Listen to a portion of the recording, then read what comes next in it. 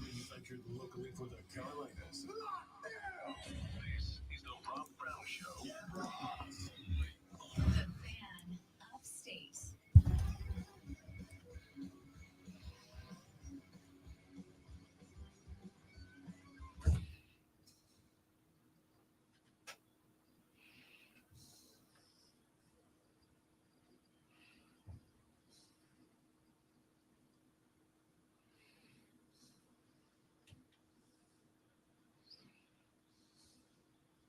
Oh, hello there. Hi. Good morning. Ladies and gentlemen, welcome in. The Rob Brown Show is on your radio. It's on your computers. It's on your phones. It's in your ear holes. It's in your eyeballs. It's Tuesday. Let's have a little fun. Welcome in. The Rob Brown Show on your digital device of choice. I am Rob Brown. Across from me, as always, the guy in charge of not only this radio show, but every radio show you like. None of the ones that you don't, only the ones that you do. On the other side of the metaphorical glass, he is the Sultan of Swag, the Professor of Perfection, the Wizard of Wave, the Content Cash Cow, the great one, Lonzo. What up, Zoe? Why guys get back there? No stars, 100 days still. We get on in and rubbing that man's rocket and so go Tigers. Woo! That's exactly what I was thinking, actually. It's exactly what I was thinking. How shocking that we're on the same wavelength right out of the gate. It's amazing, isn't it? Me and you, man. Me and you. By the way, a shirt. That thing is rocking, dude. Isn't that dope? That is a cool shirt. And you know how you can see that shirt? YouTube, Twitch, Facebook, Twitter, because we're live on all those things. And you can see the shirt that Rob is rocking right now. A little jealous. That's a cool shirt. I bet I could hook up the great one. Well, I could buy one. You know, I could do that. Make a purchase. But if you're gonna get me one, you know, I'll take it. Hey, Lonzo. Hey, Rob. Guess what? What? Today is a milestone day. Do you know why today is a milestone day? Does it have something to do with cheeseburgers?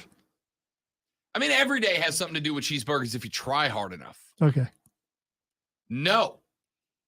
Today, Lonzo, marks 100 days remaining until college football. I got to admit that I just guessed.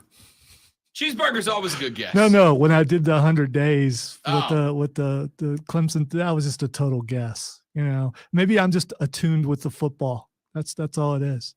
I don't think I read that anywhere. Just got lucky there. The football gods have spoken directly to the great Yes, they beamed it right into my brain. He said 100 days. I thought, you know what? Let me check the old countdown to college football kickoff counter. Let me check the old tick-tick-tocker and see where we stand. And wouldn't you know it, Zoe, 100 days, 14 hours, 56 minutes, and 9 seconds from now will be the beginning of the 2023 college football season. Yay. You know what? At the beginning of that season, South Carolina still beat Clemson in the last game they played. Each other. 31-30. So we'll put that out. You got to wait a long time, Clemson, till that next beatdown happens. I know it wasn't a beatdown, but it was to your psyche. That's why you're quiet. That's why we don't hear from you. That's why your flags are down and all. I'm a baseball fan now. I'm a softball fan now.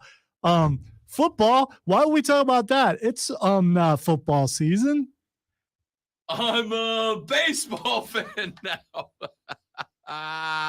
Congrats on your baseball and softball team. They're pretty good. They're pretty good. Probably better than your football team, though. Speaking of baseball, the conference tournaments are just about to fire up. Just about to get our conference baseball schedule started. In fact, They begin today in the Southeastern Conference in 25 minutes. In the ACC, they begin in just a tick under 2 hours from right now, with pool play taking place in both. Clemson checks in as the 3 seed. They are the number 1 team out of Pool C in the ACC tournament this year. Of course, Clemson has a very good chance at winning the first ACC title since their last back in 2016.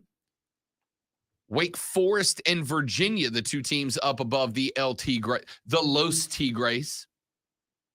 And then, of course, the Gamecocks of South Carolina will open up against Georgia coming up here in 24 minutes. And we'll walk you through that game as it happens live and in living color. South Carolina, an absolute collapse of a back half of the season, looking to try to get right and get healthy through the SEC tournament. We'll talk about that. Clemson, the opposite. Clemson got better as the season went on, carried some momentum into the ACC tournament, and will look to get right as they head towards March. Towards the regional. Shut up. I'm good at my job. Leave me alone. It'll take them an entire year. They're going to go all the way around in March. So we're going to get to that here in just a minute. We have obviously got to get to the National Basketball Association because Rob Brown told you what was going to happen last night. And if you followed Rob Brown last night, you won a little money like Rob Brown did. Why? Because Rob Brown told you it was going to be a close game. And then as you got down the stretch, Denver would pull away after Braun and co. wore themselves out, taking a lead into halftime. That's what happened. And it was a sizable lead at halftime, by the way, for the Lake Show. When Lonzo drifted away into that good night. Did you think I got robbed tomorrow? No. I thought, man, I'm tired. That's what I thought. You and LeBron both. LeBron and Lonzo both had a hell of a first half performance and then went night-night in the second half.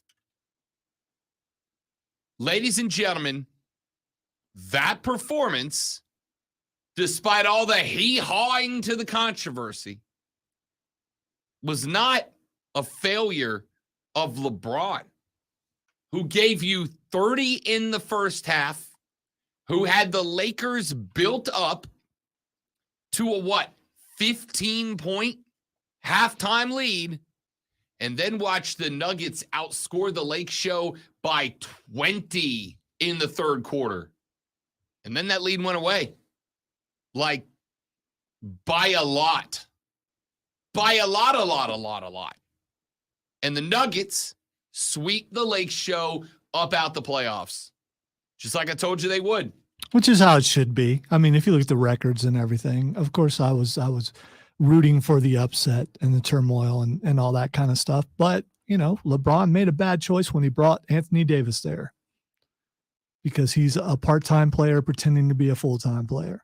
21 points, 6 of 15 from the floor, chipped in 14 boards, 1 assist, 1 steal, and 3 blocks today. I'm just saying, if they brought in Kyrie too on top of that, that little extra that they needed to get over each of those games, Kyrie might have done that for them. Did you happen to catch who was sitting courtside directly where the Lakers were playing second half basketball, staring at them? Remember, I was asleep, so no, I didn't catch that part. Well, I'll tell you, Kyrie was sitting courtside at the Laker Denver show, and you got to imagine that at some point he looked at Braun and went, huh?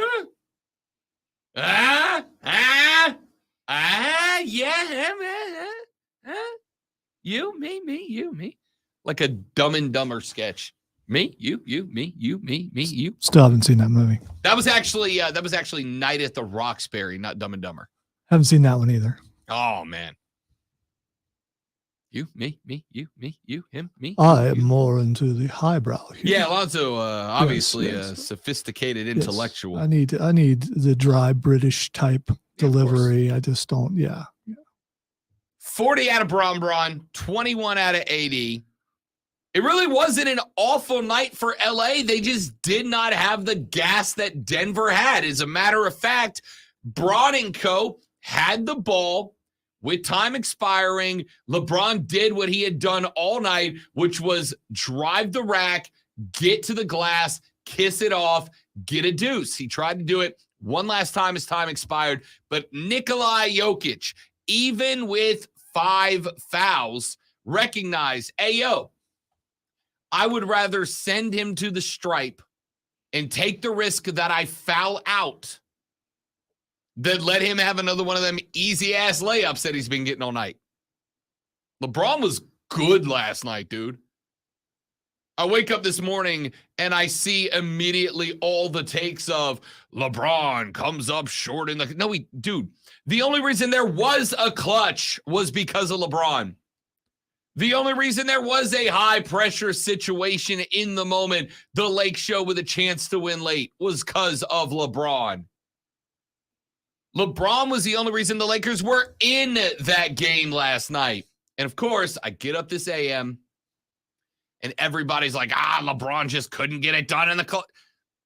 LeBron couldn't get it done. What are you talking about? LeBron was the only reason there was a clutch for it to be gotten done in. Knock that crap off. That's weak. That's weak. So we'll come back to that later on in the show. We have got the Stanley Cup playoffs.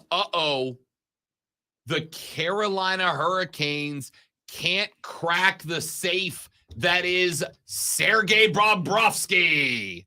Bob is God between the pipes. Bobrovsky was a dude. Once again, Carolina can't score. Florida just needed one, and they got it. 1-0 Panthers at the house, and the Carolina Hurricanes now find themselves on the brink of elimination, and they've still got to play one more down in Sunrise, Florida. They, ladies and gentlemen, are in a whole heap of trouble. And tonight, the Dallas Stars could join them because the Vegas Golden Knights are up a pair. Now, here's the good news for Dallas. Good news for Dallas is that they get to play games 3 and 4 in the house. They're back in their own barn in the Big D, and I do mean Dallas. So, Dallas in a better spot than Carolina is, but not in a good spot. We'll break that game down later on in the radio broadcast. Can Dallas avoid being pushed to the brink of elimination like Carolina? So Denver is swept. Boston's getting swept tonight. Carolina's on the doorstep of getting swept. And Dallas is going to fight for their lives tonight to avoid getting pushed to the brink of elimination. Here's the text I'm talking about, Lonzo. Here's the text I'm talking about. Texter says, LeBron is a crybaby. He couldn't do it. I love it.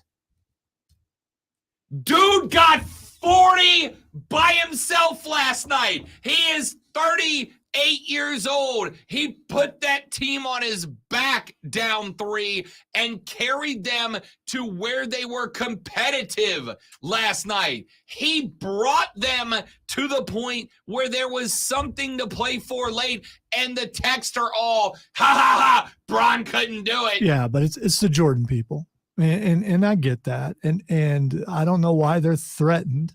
I was a Jordan guy. Whether I agree with LeBron's politics or not, I think he has surpassed Jordan, and a lot of people think that. And I got some news for you. The latest couple of generations, they don't know who Michael Jordan is except for he's a shoe guy. That's really what it comes down to. LeBron, they've seen for a really long time. You can say, well, it's a now generation. They don't appreciate history. Whatever, man. LeBron is the guy and has been the guy for a really long time, longer than Jordan was. So, I mean, and those haters, they can't stand it. And you are old guy, get off my lawn guy. Whether you know you are or not, you are that guy. So wake up and realize it and embrace it. Start kicking them off your yard. Ron couldn't do it last night. Get out of here. Weak, man. LeBron was the only thing that kept the Lakers from being beat by 40 last night. Was his 40. Hey, I love the guy. I don't mean to bang the hammer on the wrong dude. Where was Austin Reeves in the clutch last night? Not there. Where was Hachimura, who got his start in the clutch last night? First of all, you can go after those guys, but were those guys brought in to be that guy? No, they were not. They were brought in to be bit players, to add points here and there, and they did their part even last night. There's one guy that was supposed to pick up the slack, and that's the guy who didn't do it, and that's Anthony Davis. 21 for AD. Far from his best. It's not just about the points. It's about the hustle. It's about the rebounds he should be getting, the lack of effort. There's just a lot of things. I mean, he brought down more boards than anybody on the Lakers bench. He brought down more boards than everybody. He's also taller. He's also taller than everybody on the Lakers bench. So he's supposed to do that. Jokic, by the way, 30 points, 14 boards. You want to know where the difference lies? Nikola Jokic, 30 points, 14 boards, 1 steal, 3 blocks, 13 assists from the big guy. Texter said LeBron couldn't do it. Get over it. You're unreasonable. All right. Can I just, you're unreasonable. That's all this is. You're an unreasonable person. If you looked at that and watched LeBron dominate in the paint, and don't get me wrong, I absolutely believe, especially in the second quarter of that game last night, the whistles were going one way. All right? They just were. Everybody was pointing it out. And yes, the Nuggets were fouling, but they were not getting the calls they deserved on the other end. The Lakers were getting the benefit of the whistles. I'm not disagreeing, but, if you watch that and thought, this is all LeBron, you just don't know basketball. Sorry. Or they just didn't watch. Some guy named Sean, who I think has awesome hair, says LeBron will insist on a new coach next year, play amazing, still lose. So no, LeBron's going to threaten to retire, and he didn't really threaten. He didn't say he was retiring. And then he's going to ask for some pieces that they didn't bring him this year. He's going to get those pieces, and then they'll win next year. I mean, that's going to happen. Well, I'll tell you what we're going to do here, Zoe, because your prognostication may or may not have already come true. Let's take a break. And when we come back, we're going to play you the audio of what LeBron had to say when he got to the podium last night. Because a combination of this audio and a take from the DA show this morning and a point made by, who was it, Skrilla on the stream just a minute ago. We got a nice little pot to stir for just a second. Is LeBron done? I'm going to say no, but I'll let you hear what LeBron had to say when we come back. LeBron couldn't get it done. 40 damn years old and led the entire game in points scored last night. Get out of it. That's so weak. Back after this on the Rob Brown Show in the Fan Upstate. You see. Live read here, guys. We'll be right back. Don't go anywhere.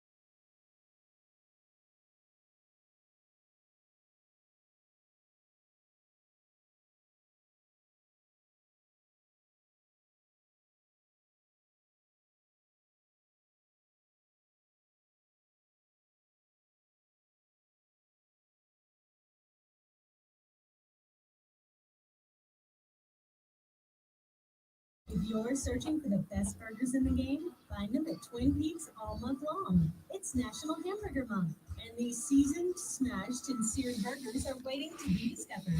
Twin Peaks. Eats, drinks, see views. Offsides is on the road again.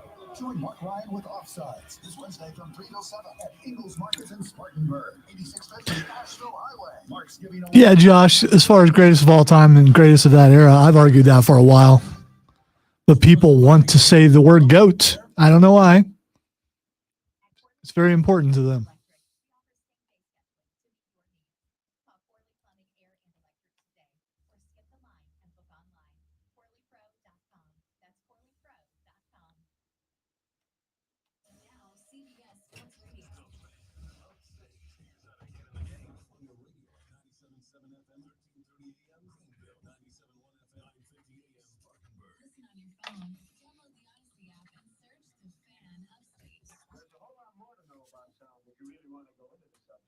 Your smart speaker. Just say play 97 The Fan Upstate on your HD radio at WFBC HD3.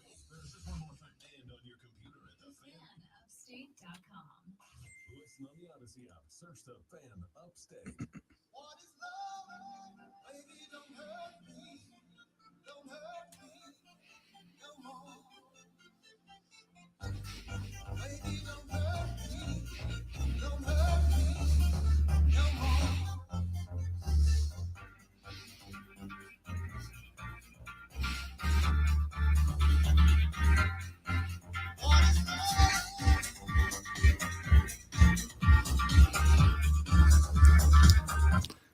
No, I just want to do that all segment. Yeah, I can only play so much of it. Yeah, I because- know. Yeah, I can't. Still just want to do that all segment. Welcome back. The Rob Brown Show's on your radio. It is the Fan Upstate, ladies and gentlemen. Rob Alonzo with you. Clip 1. Post being swept last night.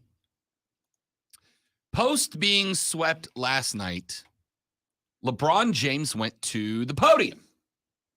And Bron was asked, how you feeling, bro? You all right? You running it back for one more? You coming back for another run? And LeBron, in the midst of a slightly longer answer, I did have to pull some of it out because he went on for like 3.5 minutes. This is the highlight of it.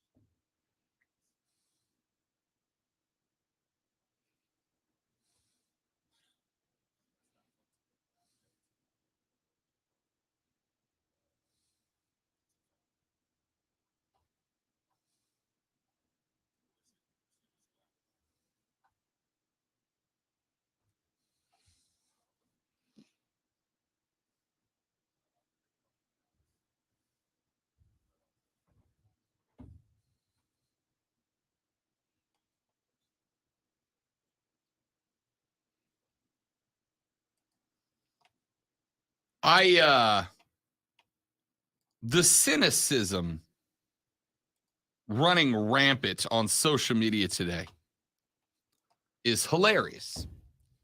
I got a buddy of mine, Chris. He's an old fraternity brother. And he put up a tweet that said, this is all to deflect away from the sweep. We all expected fake injury embellishment, but this is a new low for him. Y'all remember that time he showed up with a cast that was never seen again? Right? End quote. Now, Yeah, because it's all LeBron's fault. The whole it's all his fault. Everything, every single bit of it, all his fault. so I do remember the cast. It was way back in 2018, 18, like half a decade ago? As a wrestling fan, I appreciate a good work, brother. I do remember the cast. And I also remember, again, that LeBron, again, according to reports, and we certainly have reached a point where the cynicism about LeBron runs very, very deep. But I get it. Part of the repercussions, if you are LeBron, of being so protective about your image, your name, image, and likeness, if you will, part of the consequences of being so protective of your image is that everyone is going to assume that everything that you do is done out of service in protection of that image. Now, that is going to mean that you are going to discredit anything that was reported about LeBron James that you think is true as false. And again, that is partially on LeBron. I'm not saying it's not. But if I recall correctly, that cast was worn during the 2018 NBA Finals, a finals, Lonzo, where LeBron averaged 34 points, 10 assists, 8.5 rebounds, and shot 53% from the floor. LeBron was just embarrassed that they lost and he faked a hand injury. Okay, well, it's kind of silly to fake a hand injury when you're 34, 10, 8.5 and shooting 53% from the floor. Maybe, just maybe, hear me out, he actually had a hand injury. Now, is this whole thing about retirement because LeBron James is retiring? Maybe. Is LeBron James doing all this because he's considering retiring? Maybe. Is LeBron James doing this to deflect attention away from the fact that his team just got swept? Maybe. Any of those things can be true. And all of them could be true, right? Yes. I don't remember. I want to say it was Mraz this morning on the DA show. Made a great point. One of the big assumptions about LeBron is that he is trying to hang in there to accomplish a goal that he himself has stated multiple times, which is what? Wants to play with Bronny, right?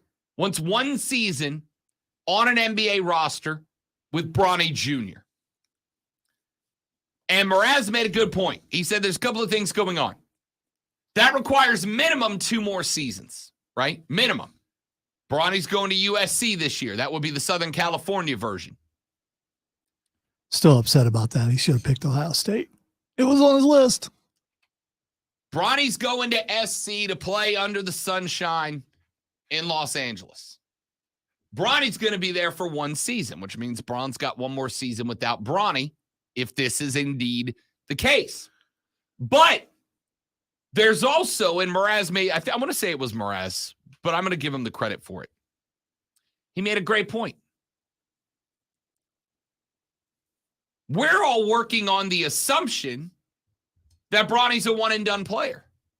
We're all working under assumptions that because Bronny came from the loins of LeBron, that he has just been gifted by the universe the same basketball talent. And the truth is, maybe not. Probably not. I was thinking about this earlier. What did Michael Jordan's kids do in basketball? Yeah. I mean, genetics does not give you the ability to cross somebody over. Sometimes it works out, but it always seems to be like the dad was okay. Yeah. And then the kid is better. It's usually not the opposite. Correct. So the assumption that Bronny is going to play 1 year in LA and then go play in LA is just that, a baseless assumption. We got to see what Bronny does at college before we declare him NBA ready. What if Bronny needs 2 years at USC to fully develop his game to be NBA ready. Well, now LeBron's looking at 3 more seasons in the league, if that's indeed his goal.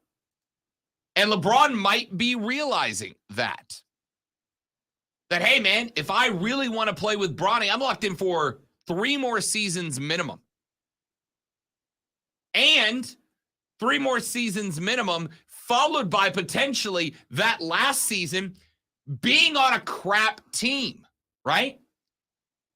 Because Bronny, if he is NBA ready, is likely going to end up getting drafted percentage-wise, more than likely, by a team that's not championship caliber, who then is going to sign LeBron James. And his last year might be a total flop. LeBron doesn't want to go out his final year in the NBA on a team that goes 500 and misses the playoffs. Yeah, you mean like what Michael Jordan did when he played for Washington? Yes. Yeah, we want to do that. We want to follow in those footsteps. I mean, you know how fondly America looks back on Washington Bullets/Wizards Michael Jordan era. We don't even talk about it anymore. They pretend like it didn't happen. Let me ask you a question. But it did. Lonzo, you ever seen a Jordan Washington jersey? No, you've never seen one. Well, when he was playing, but I mean, and even then, you saw one, the one he was wearing. Yeah. Right? So it doesn't shock. It would not shock me if this turned out to be accurate. If LeBron was contemplating retirement, because LeBron doesn't want to have a Michael Jordan ending to his career, where we all, even when he's still hooping, are going, let's remember the good times. Or let's speculate further that LeBron's foot really is hurt. It requires surgery. He misses half the season. He comes back. There's no way the Lakers make the playoffs. They're a really bad team. They're a lottery team, and all of a sudden they could draft Bronny. I mean, there's all types of moving targets here, right? And I recognize the speculation that I do here on the show is irrelevant. If you have decided that LeBron's comments, that LeBron's discussion of retirement last night, which, by the way, can real quick, brief timeout here. Let me throw the Zach Morris timeout at you. Can we also remember, because I think we tend to forget this, that while there's like 6 to 12 differences between LeBron's life and mine,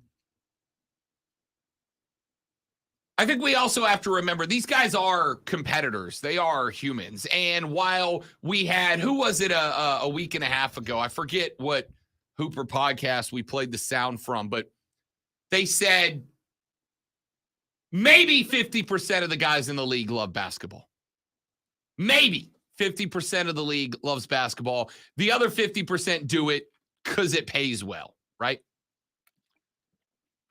Dislike them or like them all you want. Lonzo, you got any question if LeBron James loves to win? No question at all. None at all. None at all. So maybe let's just take a deep breath and recognize that LeBron going existential crisis last night in front of our very eyes maybe was just triggered by the fact that he's a competitor. He likes to win. And what did not happen last night? Oh, and LeBron got swept in the conference finals. He doesn't like that. So maybe LeBron was just having an emotional reaction to a situation that, frankly, he's not that familiar with. And maybe let's just give him a minute. Whether it's coincidence or not, on Twitter, an NBA tweet just popped up. LeBron James with a historic game 4, 40 points, 10 rebounds, 9 assists. He becomes the oldest player in NBA history to record 40 points in a playoff game. I don't see it say at the end, and it's all his fault that they lost. Yeah, I don't see that there. What the hell else could he have done last night? The only thing he could have done that he didn't do was instead of driving to the rack, maybe a pull-up J from the elbow, knock that thing down and send it to overtime. Maybe he could have done that with the entire Nugget defense being thrown at him. And who do you trust in that lineup, Lonzo? Who do you trust to knock down a game-tying shot as the clock hits 0 more than LeBron? Ant Davis, who was 6 of 15 from the floor? Hachimura, Schroeder? Austin Reeves is the only guy, and even that's like Tristan Thompson, who until last night I didn't know was on the team. Tristan Thompson, who had been doing ESPN spots for the past 6 weeks because he wasn't burdened by having to play basketball. And at halftime, they talked to Tristan Thompson. Yeah. Like, what? Yeah. Oh, you're on the squad. All right. Can't wait till we get the security footage from last night where Tristan Thompson had to convince the garage guard. No, I'm seriously, I'm on the team, dude. Seriously, I'm Tristan Thompson. I'm on the roster. Can we get extra security down here on the floor? We got this weird guy who says he's on the team. Over. In a point of desperation, the LA Lakers activate Tristan Thompson. Their secret weapon, but it didn't work. Yeah, who else on that roster were you going to have take that shot? LeBron is the only answer.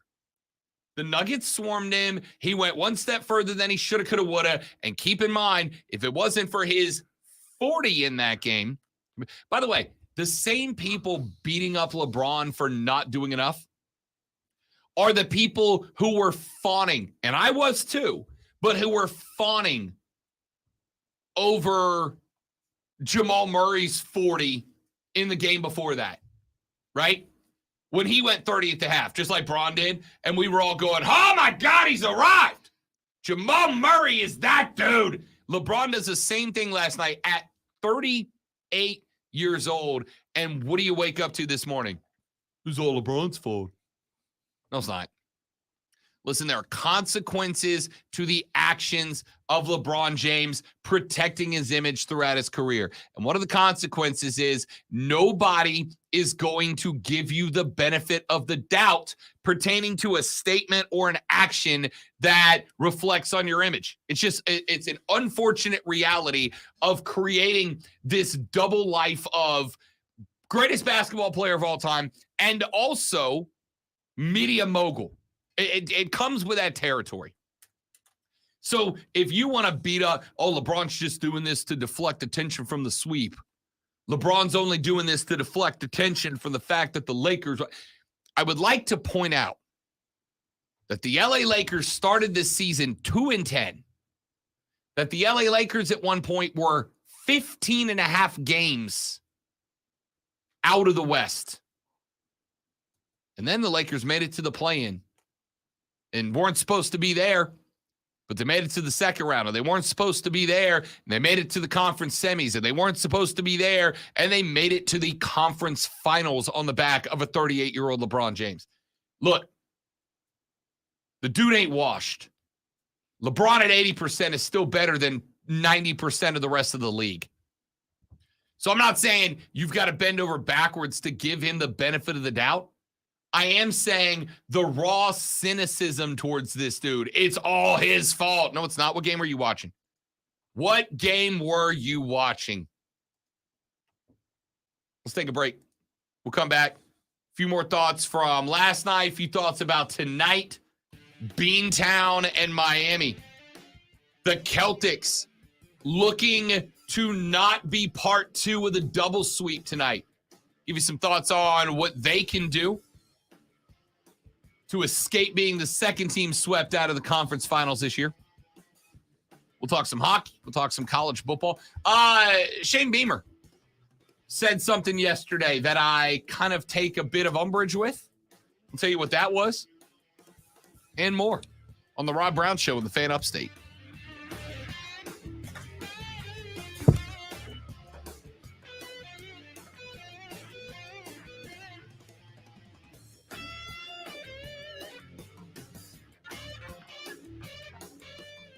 Oh, I like this. I like this from Skrilla. Can we change the title from the greatest of all time to the greatest of that era? Interesting.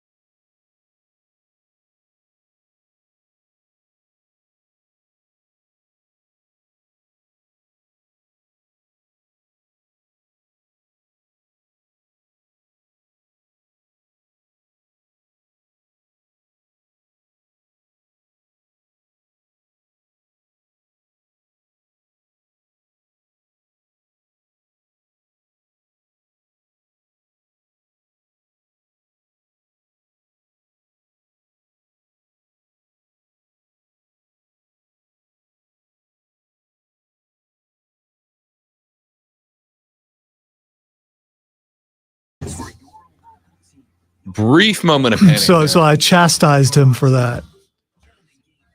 It doesn't look, some people with the there's still some on top. Some people with the buzz cut, it looks good. Other people, it's like, yeah, don't do that, man. What made you do that? Yeah, I know. Hair advice from me about haircuts, but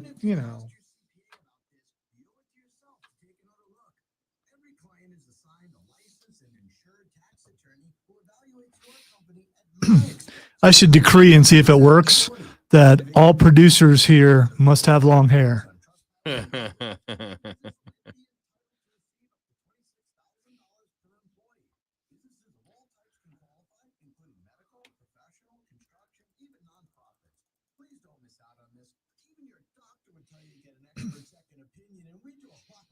Except for Diesel. He's left out because of his beard.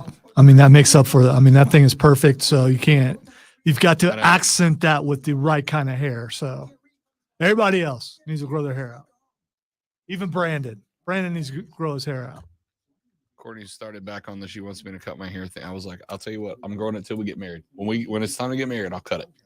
But until then, you won't make it.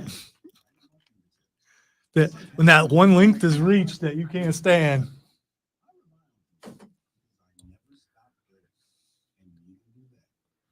Dude, Steven, that's a hard choice. That's a hard choice, but I'm going to go with Diesel's beard because my hair is better than T2's. Yep, the beard is the correct. I'm going to prove it. I've got a way to prove it. Just haven't done it yet because I'm afraid if I do it, it'll become a GIF. But I'm going to do it. I got video evidence that my hair is better. Something that he's never done. Just got to cut it up and throw it up there. Will you flip this to the SEC network? I think we have it. You know what channel that is, but I'll try.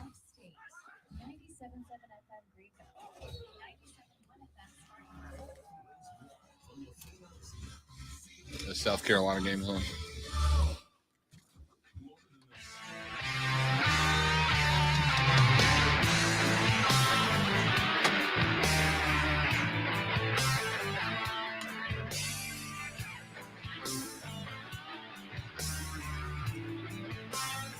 Give a shout out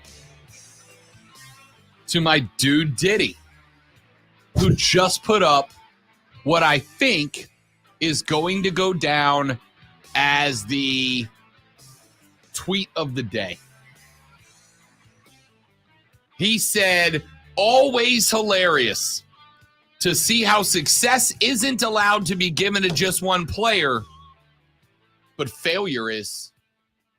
Oh, if that's not the damn truth. So, unless you're Michael Jordan. Yeah.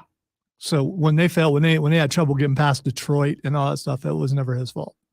If Diddy didn't just knock that one out of the park, I don't know who did.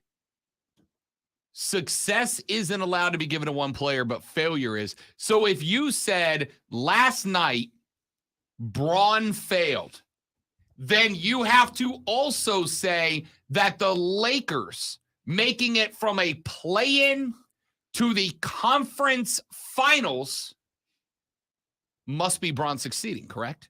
If it's Braun's fault when they lose, then it must also be Braun's fault when they win. No. They won because he allowed the rest of the team to play. So when he backed off and let the rest of the team play, then they were able to win. When they lost, it was because he was being selfish. I mean, 40 points. He's just out there gunning the ball. Fair enough. There are other people on the team. Why is he not throwing the ball to those guys? For sure.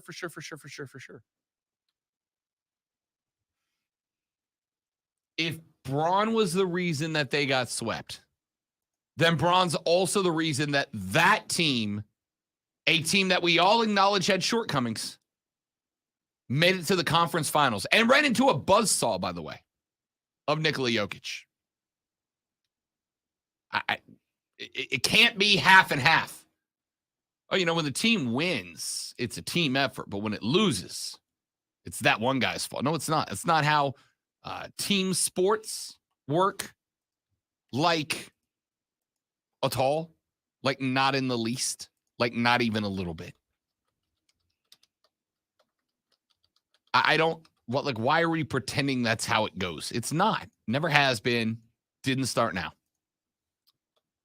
Anyway, if you want to throw a couple of thoughts in here on LeBron before we get out of here, you are more than welcome to. Text line's open, 71307, 71307. Start your text with FAN, F-A-M. We'll read them on the air. FAN, F-A-M. We'll read them on the air. Texter says, LeBron is not winning again. You're weak because you're crying. Ladies and gentlemen, my favorite player in basketball right now is Nikola Jokic, right? I love Nikola Jokic. I love him because, A, he is the most dominant player in the NBA today, A. And B, he is so godforsaken boring in his dominance. And that's why I love the guy. Nikola Jokic has been described by the great one as boring. And it's a factually accurate description. He is boring while averaging triple doubles in the playoffs. You ready for the list of players who have as many postseason triple doubles in a single postseason as Nikola Jokic? Here's the list. That's it. Nobody has as many triple doubles in one postseason run as Nikola Jokic does. He is the most dominant player in basketball. I want to see Nikola Jokic win these NBA finals. And I want to see Nikola Jokic win these NBA finals because I want to see a return of players like Nikola Jokic. I want to see old school, underneath the rack, dominant basketball from a guy who can also step up and bury 17 footers into your soul. I don't know, man. I think Miami's going to have something to say about that. Playoff Jimmy. Because that is your finals now, right? Like, Lonzo, I tried to tell you yesterday the sweep was on the way. I'm telling you again, the sweep's coming tonight when Beantown gets put away because that team has imploded, and I don't think they're just going to suddenly get it back. Should I just tune in for the fourth quarter? No, I'd say you're probably going to I'm probably not making it to the fourth quarter. What you did last night. Yeah. I'll just record it and watch the fourth quarter tomorrow. I think you'll get a surge out of Boston early. I think you'll get a surge out of Boston. I think Miami will weather that storm. I think the Heat will put it together in the third quarter. I think Boston will implode again, and the Heat get the sweep as well. Yeah, to blaming people. In Boston's case, no player's getting blamed. The coach is getting blamed. Why is that? Why is the coach not getting blamed for LA, but the coach is getting blamed for the Celtics, who arguably a better team than LA, projected to do better. I think we talked about yesterday, they were the number 2 seed in the East, and they're struggling. Why, who's the star player on the Celtics, who should be blamed right now? Why is it the coach? So I'm going to go with a couple of things here. Number one, Darvin Ham's not taking the heat because America wants to keep it focused on LeBron. And they're afraid of him because that dude, that glare, man, you don't want that. Darvin Ham, I think, ran up against his equal in the West, in Mike Malone. Mike Malone is right now living on a different level, right? I thought Darvin Ham did a wonder. I think Darvin Ham in the last series was the reason the Lakers were here. That zone scheme defense they ran in the last game, in the last series, pardon me, against Golden State was exceptional. They basically said, if Steph's going to do it, Steph's going to do it by himself, and Steph didn't get it done, right? They removed everybody else. It was spectacular. Mike Malone knew exactly how to counter that. He said, all right, look, here's the deal. If you're going to run that same defense, which the Lakers did, we're going to play a two-man game with Murray and Nikola Jokic, and we're going to let other guys step in big spots to fill in the gaps. But this is Murray and Jokic running the way they want. In fact, I wish I wouldn't have deleted it. But I had the clip after game 3 where they were like, yo, Mike, what's the deal? We saw you talking with Jokic. What's the deal? And he said, look, I was telling Nikola Jokic, you call the action you want, right? You and Jamal run the two-man game. You call the call that you think is going to work, and we'll go with it. And it worked like a dream. But America just wants to keep the hate focused on LeBron. Over in Boston, you got 3 guys, Tatum, Brown, and Smart. Any one of those 3 guys should take over. So why are we not bringing the heat down to Missoula? Well, first off, I am bringing the heat down to Missoula because he has not been anywhere near what he needs to be. But you got 3 guys for Boston, any one of whom could take over and control the game. For whatever reason in this series, none of them will. Let's take a break. We'll get away from basketball, get some football, baseball, and hockey in here coming up on the Rob Brown Show in the Fan Upstate.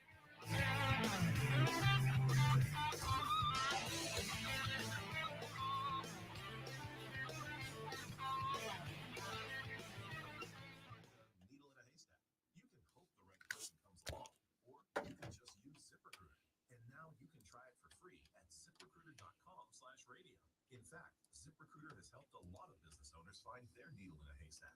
Like Marco, president of operations at Telly Tires and Auto Centers. Because Telly Tires has grown a lot in the last few years, Marco needed to hire everyone from a receptionist to a store manager to a head mechanic. ZipRecruiter helps me find all the right people, even the most difficult jobs to fill. ZipRecruiter helps me keep my business running. Take it from Marco and millions of other businesses who use ZipRecruiter. ZipRecruiter can help you find the needle in the haystack. See why 4 out of 5 employers who post a job on ZipRecruiter get a quality candidate within the first day. And right now, you can try ZipRecruiter for free. That's right, free at ZipRecruiter.com/radio. That's ZipRecruiter.com/RADIO. ZipRecruiter.com/radio. ZipRecruiter, the smartest. Rob Brown Show's on the radio. It is the Fan Upstate, ladies and gentlemen. Rob Alonso. You heard me talking about the I forgot and left that in. I got to cut that out. What? I can't leave that song on the podcast.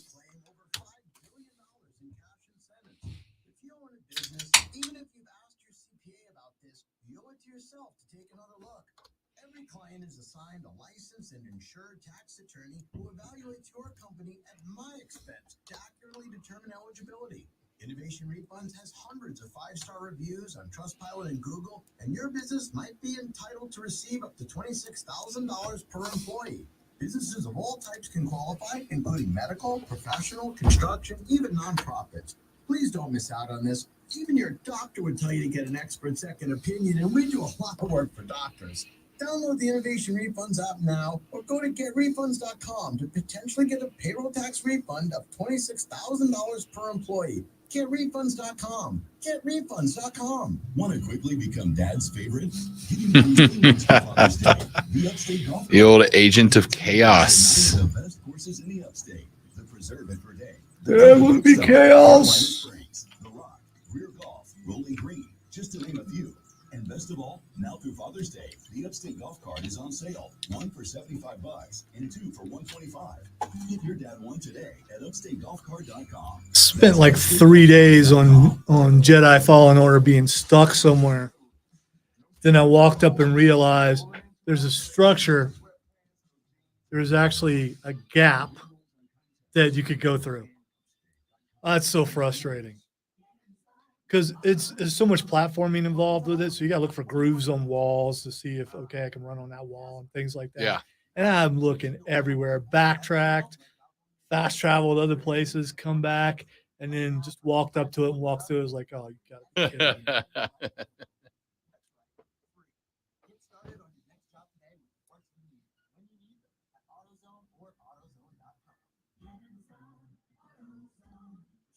me. No, because Chris Evans is Captain America because Chris Evans plays Captain America. That's the whole thing. So His name is actually Chris Evans. yeah, it's his name. It is. When the running back from Michigan, Chris Evans, was playing, I would tell Chris, good game last week. He had a lot of yards. This Chris Evans also an actor. So, I mean, there's that too. He is an actor. He has an IMDb credit, so that makes you an actor. The Chiefs are winning the Super Bowl because they have been #disrespected.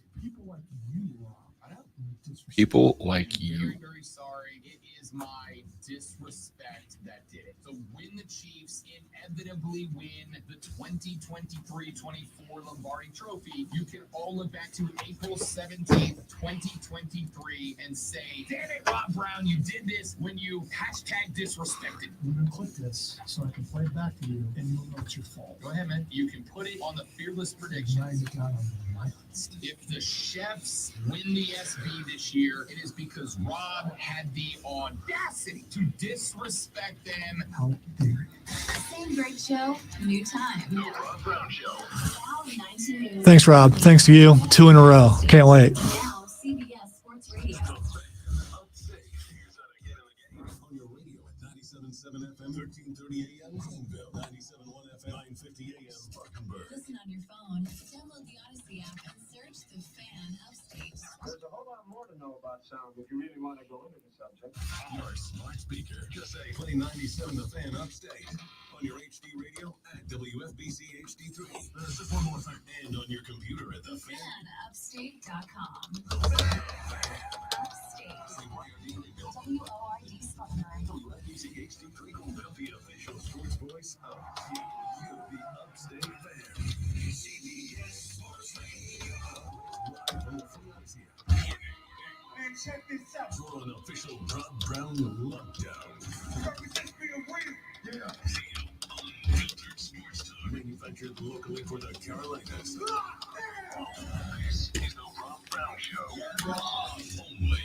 The Fan Upstate.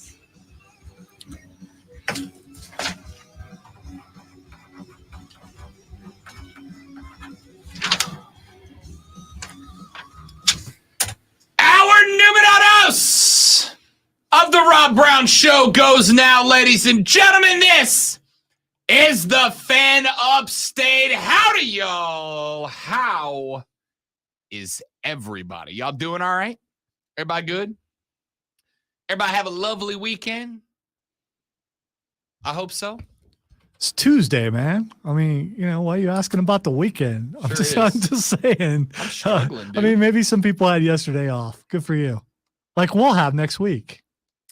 I have off Friday and Monday. I will be out this Friday.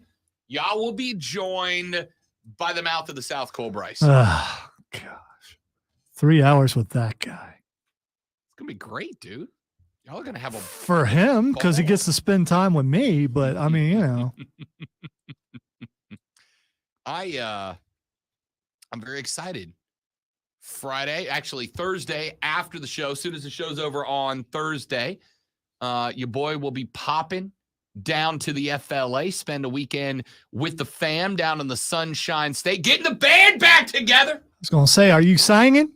I am going to be singing a little bit. Question is, though, fair or foul? Do I go live from the stage for a few minutes on the Facebook page? Absolutely. You are a member of the Fan Upstate family. And when you're doing something amazing, that's right, family. When you're doing something amazing like that, it shows how talented you are. Of course, you should showcase that. I look forward to those videos because I always watch and go, I know that guy. It's cool. I may. We got a show Friday night and Saturday night. At the Juanas, my favorite little watering hole down there. I actually, you know what I'll probably do?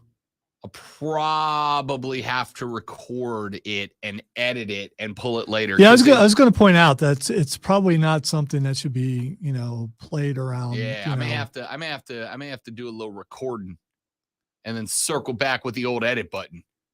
Not that Rob is doing do or say anything inappropriate. But Rob is doing bar talk, and there's other people there who might shout something out. Correct. That's possible. I would never. I would never. Are you rapping? Oh yeah, he's rapping. Oh yeah. If you haven't seen Rob rap, it's pretty cool. It really is. I don't disagree. You are correct. It is. So yeah. Are you gonna have a mean guitar solo? No, I never. Okay, all right, because you never know. I mean, it's been a while. You may just suddenly just break out into one, and yeah, it could happen. We'll see. I believe it's possible. It can be like a 5-second solo, but it's still a solo, right? Are you gonna? My mother just said, "Dude, not sure why you're back in the not cutting your hair kick, but you already kind of look homeless." Wow, if you kind of look homeless. Ladies and gentlemen, let's get to some sports here, shall we? Let's start with a couple of bits of news and notes out of the Gamecocks of South Carolina. As we are, Lonzo, 100 days away from the start of college football season, and the Gamecocks still beat Clemson in their last meeting. 100 days and 13 hours-ish, something like that. I don't know exactly but 100, it's 100 days. All right, we're 100 days away from college football kickoff. And it seems now's as good a time as any to start talking ball. So let's get to a couple of stories out of Columbia. Yeah, some shows haven't stopped because it's, what else would they do? Shane said, stick to sports. We're going to. Shane Beamer has been in the news a couple times the last couple of days. First off, Shane's been on tour. The Gamecock Club tour is going on right now. Shane and other coaches traveling around the great state of South Carolina, talking to boosters and fans from different parts of the Palmetto State. Has he been up this way? I don't think he has yet. We need to find out when he's up this way. Don't worry. I'll ask him. There we go. He's a friend. Friend of the show. Friend of the show. So, the big question that has been asked of Shane Beamer most in the last couple of weeks has, of course, been, hey, coach, what's the run game look like? What's the run game look like right now? Because we know that the RB room is maybe a little bit more thin than we would like. And Shano was quoted as saying, quote, I'm probably not as concerned about it as maybe the outside narrative is right now about it, end quote. Of course, we know Marshawn Lloyd transferred. He's now at Southern Cal after leading the Gamecocks with 573 rushing yards last year.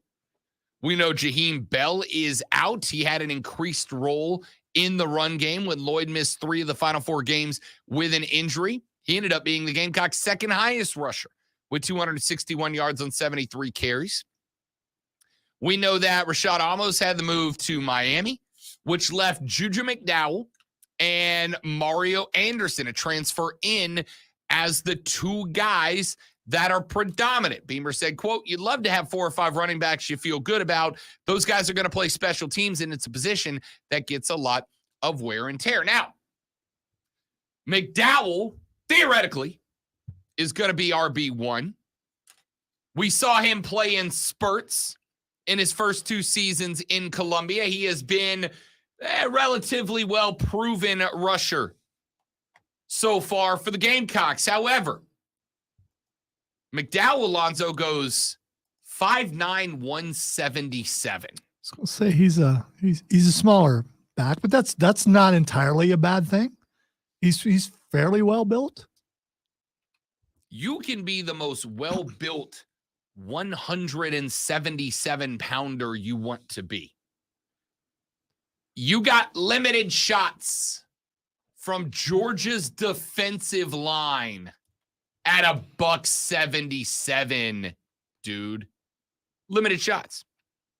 Mario Anderson is going to have to step in and fill the role. He was a finalist for the Harlan Hill Trophy, which is the Division II Heisman Trophy last year at Newberry. Can he bring some of that success? You got Dak Joyner back there as well. But ultimately, what I heard from Shano is that they're still looking, right? They're not done looking. South Carolina was in the running for a Notre Dame transfer by the name of Logan Diggs. They were in the running for NC State's Demisumo Karganbayi. Diggs was a Louisiana native who visited Columbia a couple of weeks back, but then he announced his commitment to LSU and his former coach, Brian Kelly. Fireball! It'll never stop being funny to me. Brian Kelly down there in Baton Rouge with his fireball. That last one sounded a little wet. You know? Fireball!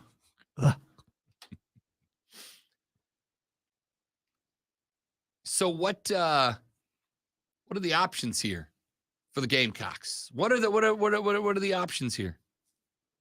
The spring portal's closed, right? Closed 2.5, 3 weeks ago.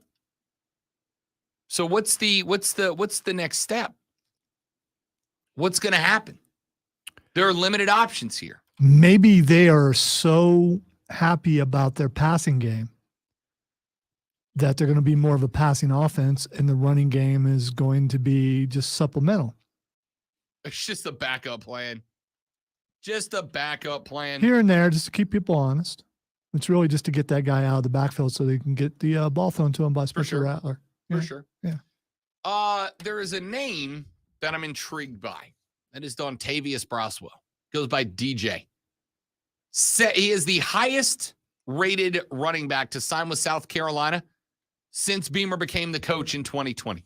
Finished his senior year at Washington County High School in Georgia with 974 yards and an average of 6.8 yards per carry. Beamer said, wait. 6.8 yards per carry. And average is that's pretty good, Rob.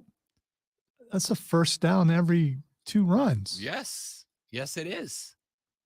Lonzo bringing those upper level math skills today. I like the cipher. Beamer said about Braswell, quote, he's going to have to play with our depth right now at the position. We've got to get him ready to play, and we expect him to play. DJ is just kind of a workhorse, if you will. He did everything for his team and is a good, solid football player. We're optimistic he'll be able to help us this season, end quote. I'm going to say, as Bear Bryant said many times, the more you have to lean on underclassmen, the more struggles you're going to find yourself in. See, I get that in certain positions like quarterback and stuff like that, but running back, I don't think so. There's plenty of freshman running backs come in and tear it up. It's basically run that way. I mean, you don't have to get real complicated if a kid's pretty good and it's 6.8 sounds pretty good. Run that way. And again, don't freak out because they're high school numbers, right? I don't know what type of competition. Marcus Lattimore had high school numbers, and then you know what he did? He also had college numbers. Right. I'm saying I don't know what the competition looked like for Washington County High School, right? I will tell you respectfully, as the voice of the Burns Rebels, there's a massive difference in getting 6.8 per carry when you're playing Gaffney versus 6.8 per carry when you're playing Ray. All right, so I'm not saying this guy is the next Lattimore, but I saw Lattimore play for Burns, and then I saw him play for the Gamecocks, and there really wasn't that much of a difference. He went up there and he killed it, and unfortunately he got injured, or he probably would have been amazing in the NFL. So I think when it comes to running backs, I think if you're really good in high school, you got a shot at being pretty good in college. You better hope. You better hope. Because I very much still think that as wide open as Spence was able to turn the offense at the end of last year, you're still going to have to set up with the run. And you're going to have to set up with the run specifically because of the fact that the offensive line for South Carolina is going to be okay. Is this dude, he's a bigger dude, right? So he's going to be called on the block. If he can block and he can get you at least half those yards per average, then you're all right with the other guys that you have too. They've got him listed as 5'11", 200. It's not bad. No, not awful. And he's going to put some more muscle weight on the more time he spends there with the Gamecocks. So he won the Georgia 2A State 100-meter title as a junior, clocked a 10.72, captured the 200-meter gold in 21.99, which is quick. But again, I think the question mark here is, how do you orchestrate the running game to demand attention from the second level of the defense and not allow them to start just crushing Spence by sending extra blitzers? But if you are Shane Beamer and you know what you got, and you've already seen what you got with this kid, come at people for the media narrative, because we don't know. We haven't seen him play. Correct. Second thing that I wanted to get to real quick here. Speaking of Shane Beamer, he said that next month's recruiting might look a little bit different than it has the last couple of years. He was at Florence Country Club yesterday, doing that tour we were just talking about. You ever been there before? I have not been to Florence Country Club. Okay. You should probably put that on your list. Have you been to Florence Country Club? No. Do I look like I've ever been to a country club? Anybody want to take Zoe golfing? I kind of want to take Zoe golfing. Hey, I would love to go golfing with you. Florence, but people don't want to take a guy who's only been a few times. They don't want that guy because I don't have to tell him how to do this. He's going to spend all his time looking for his ball. He's just going to complain the entire time. That's not me. I'm out there to win. Even though I won't, I'm still out there trying to win. That's what I do. Looks like a nice little course. Anyway, that's where Shane was. And sounds like a place that's got some money. He told the assembled media and fans that South Carolina was going to be cutting down on official visits being hosted during the week. He said of midweek official visits, quote, "We've had zero luck with that. Some kids have wanted to, and we flat out told them, sorry, we're not going to bring you in midweek. Every situation is different, but we just haven't had a lot of success with that. So to me, you're better off coming in on an official visit weekend." Now remember, the NCAA recently ruled that prospects are now allowed to have an unlimited number of official visits. Past last month, recruits are no longer limited to just 5 official visits during the entirety of their recruiting process. Now, Shano has been vocally against the new rule since its passage, noting most prospects, he believes, don't need more than 5 visits that they were previously allotted to decide on what school they might want to play for. Beamer said during a booster event in Aiken earlier this month that, quote, "I'm not a fan of the unlimited official visits. I mean, I think by the time the official visits come around, guys, prospects have got it narrowed down. They know the 3, 4, or 5 schools they're interested in. We signed guys who took 1 official visit or 2 official visits. It gets tiresome, I think, for the players taking official visits. And then if you're taking 10, you're missing days of school at some point and things like that as well. So I'm not a fan of that. That one kind of came out of nowhere. There wasn't a lot of discussion that we had as coaches or administrators about that one, end quote. I want to throw this response out there just as a thought. And the thought for me is this. Why does it matter to you, right? Why does it matter to Shane? Why does it matter to the school if a guy's allowed to take 1 or 5 or 10 or 50 or 100 or 1,000,000? Why does it matter to you, right? All of these things to me, when coaches say this stuff, I'm like, I don't understand why you want to limit what prospects are allowed to do. Well, I think they should only have 5. Well, I'm worried about them missing school. Are you really? Are you really? Is that really the issue here? Are you really worried about them cutting class to go on a visit?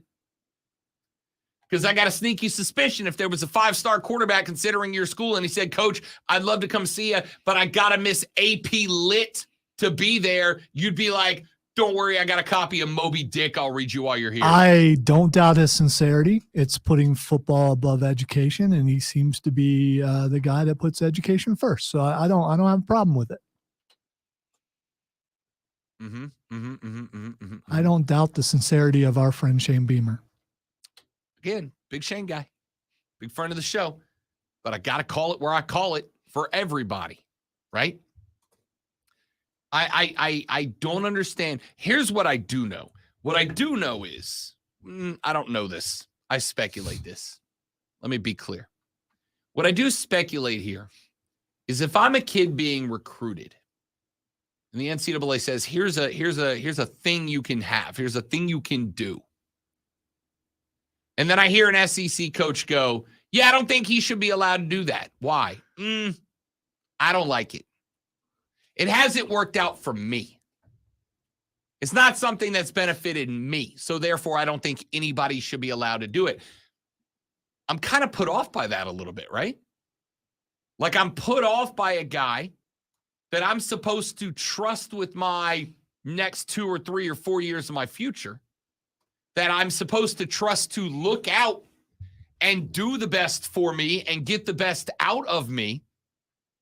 And here's this dude saying, yeah, I don't like that this kid can do this thing to really examine his options in his future because it's not working out for me, for my school. Listen, Shane can say what he wants. So can Dabo. Never said anything to the contrary here.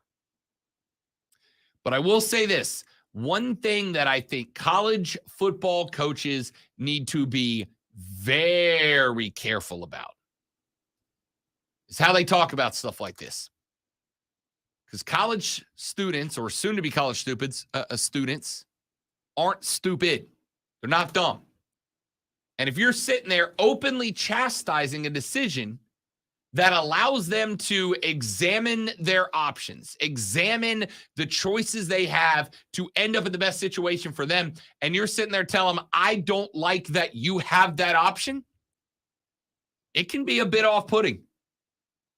If your boss came to you when you were out there examining your options, looking for the best whatever for you to get involved with, and they came to you and said, hey, look, I don't like that this is an option for you. Not the option you're picking, just that you have the option to explore.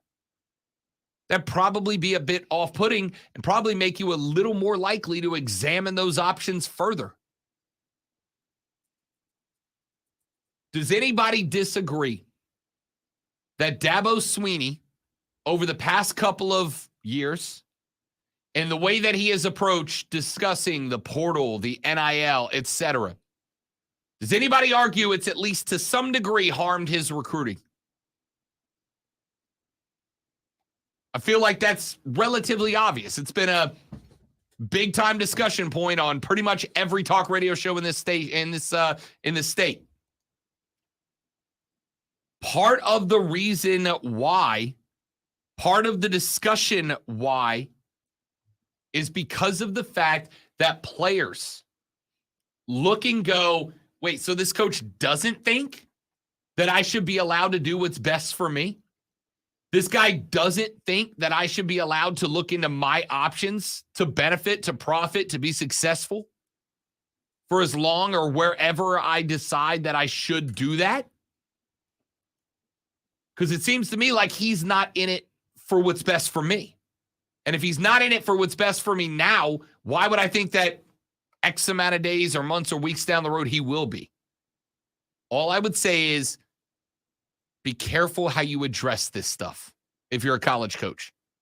Be careful how you address it because these kids ain't dumb. I mean, they're dumb because they're teenagers, but they're not dumb. Social media and the internet has changed the way these kids can look at the world. They know they have more voices pointing out what is good and bad for them than you or I ever had in our lifetime. They know, they get it, they see it. Let's take a break. We'll come back here in a minute. We are inside of 9 minutes remaining until South Carolina and Georgia go first pitch in round 1 of the SEC tournament. South Carolina slotted in as a 6 seed, despite the fact that they were number 3 in the country a few weeks back. Can they get it done against the Dogs today? We'll break that down and more coming up on the Rob Brown Show on the Fan Upstate. Okay, Got a live read here, guys. Stay right there. We'll be right back.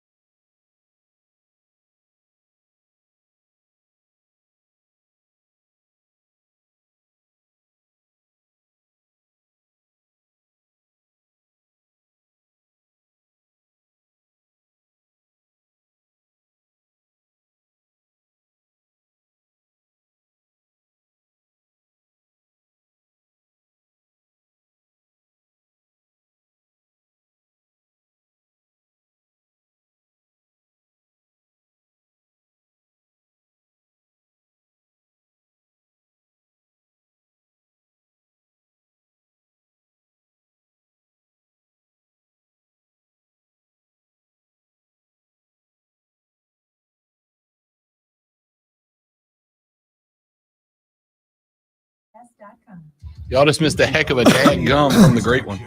It's BetMGM tonight, Monday through Friday. Yeah, you'll have to pay for it if you want one that good again. BetMGM tonight is the red zone for casual and hardcore sports fans. Live sports betting updates for all of the next games as they happen. Get the latest scores, sides, totals, props, parlays, futures, and much more with hosts Quentin Mayo, Trista Craig. You know, when someone leaves the air alone, it like stays pretty steady in here for the entire thing. Now we know exactly who's messing with the air. Always streaming wherever you are on the Odyssey app. Make the Fan Upstate a favorite.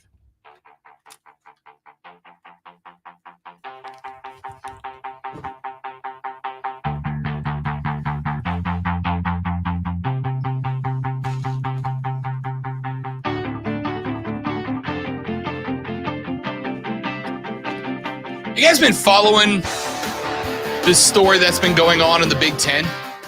It is wild, dude. The Big Ten has set itself up as what I believe is going to be one of the two Power 2 conferences. It's going to be the SEC, it's going to be the Big Ten, and it's going to be the EEC, the Everybody Else Conference. Now, who's in which? I don't know yet. We'll find out. But the Big Ten didn't do itself any favors over the past couple of years. Tony Petitti.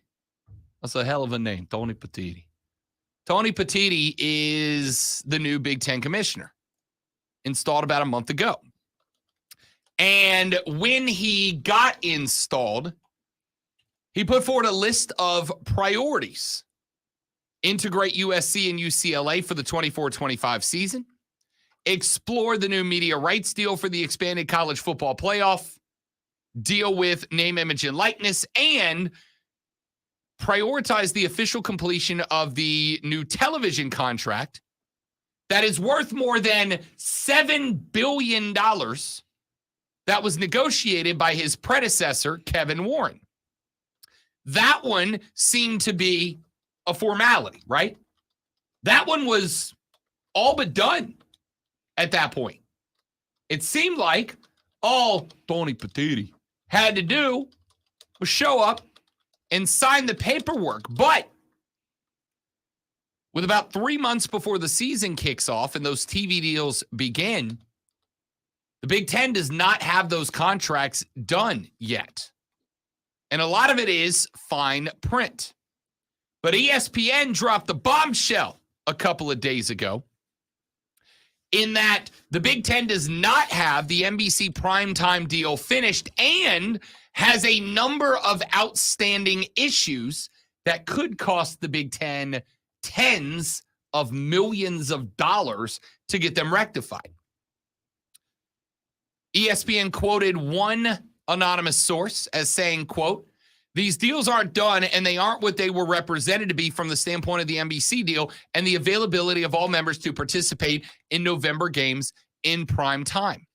ESPN did interviews with nearly a dozen sources in and around the Big Ten to figure out what was going on. And all of them said there's a few things schools just recently found out. For instance, the Big Ten is going to have to pay back about $40 million to Fox because, according to sources, Kevin Warren delivered NBC the Big Ten football title game in 2026, except for he didn't have the authority to do that. This unfolded under the complicated backdrop of the Big Ten Conference not actually controlling the rights to the inventory of the latest deal. The Big Ten Network does. The Big Ten Network is owned by Fox. So the Big Ten Network has the rights to the Big Ten football title game, which Kevin Warren promised in this deal to NBC, except for he didn't have the right to do that. Apparently, NBC didn't do its due diligence. The Big Ten didn't do its due diligence. They signed off on this deal that wasn't available, and now they got to pay back north of $40 million because of that.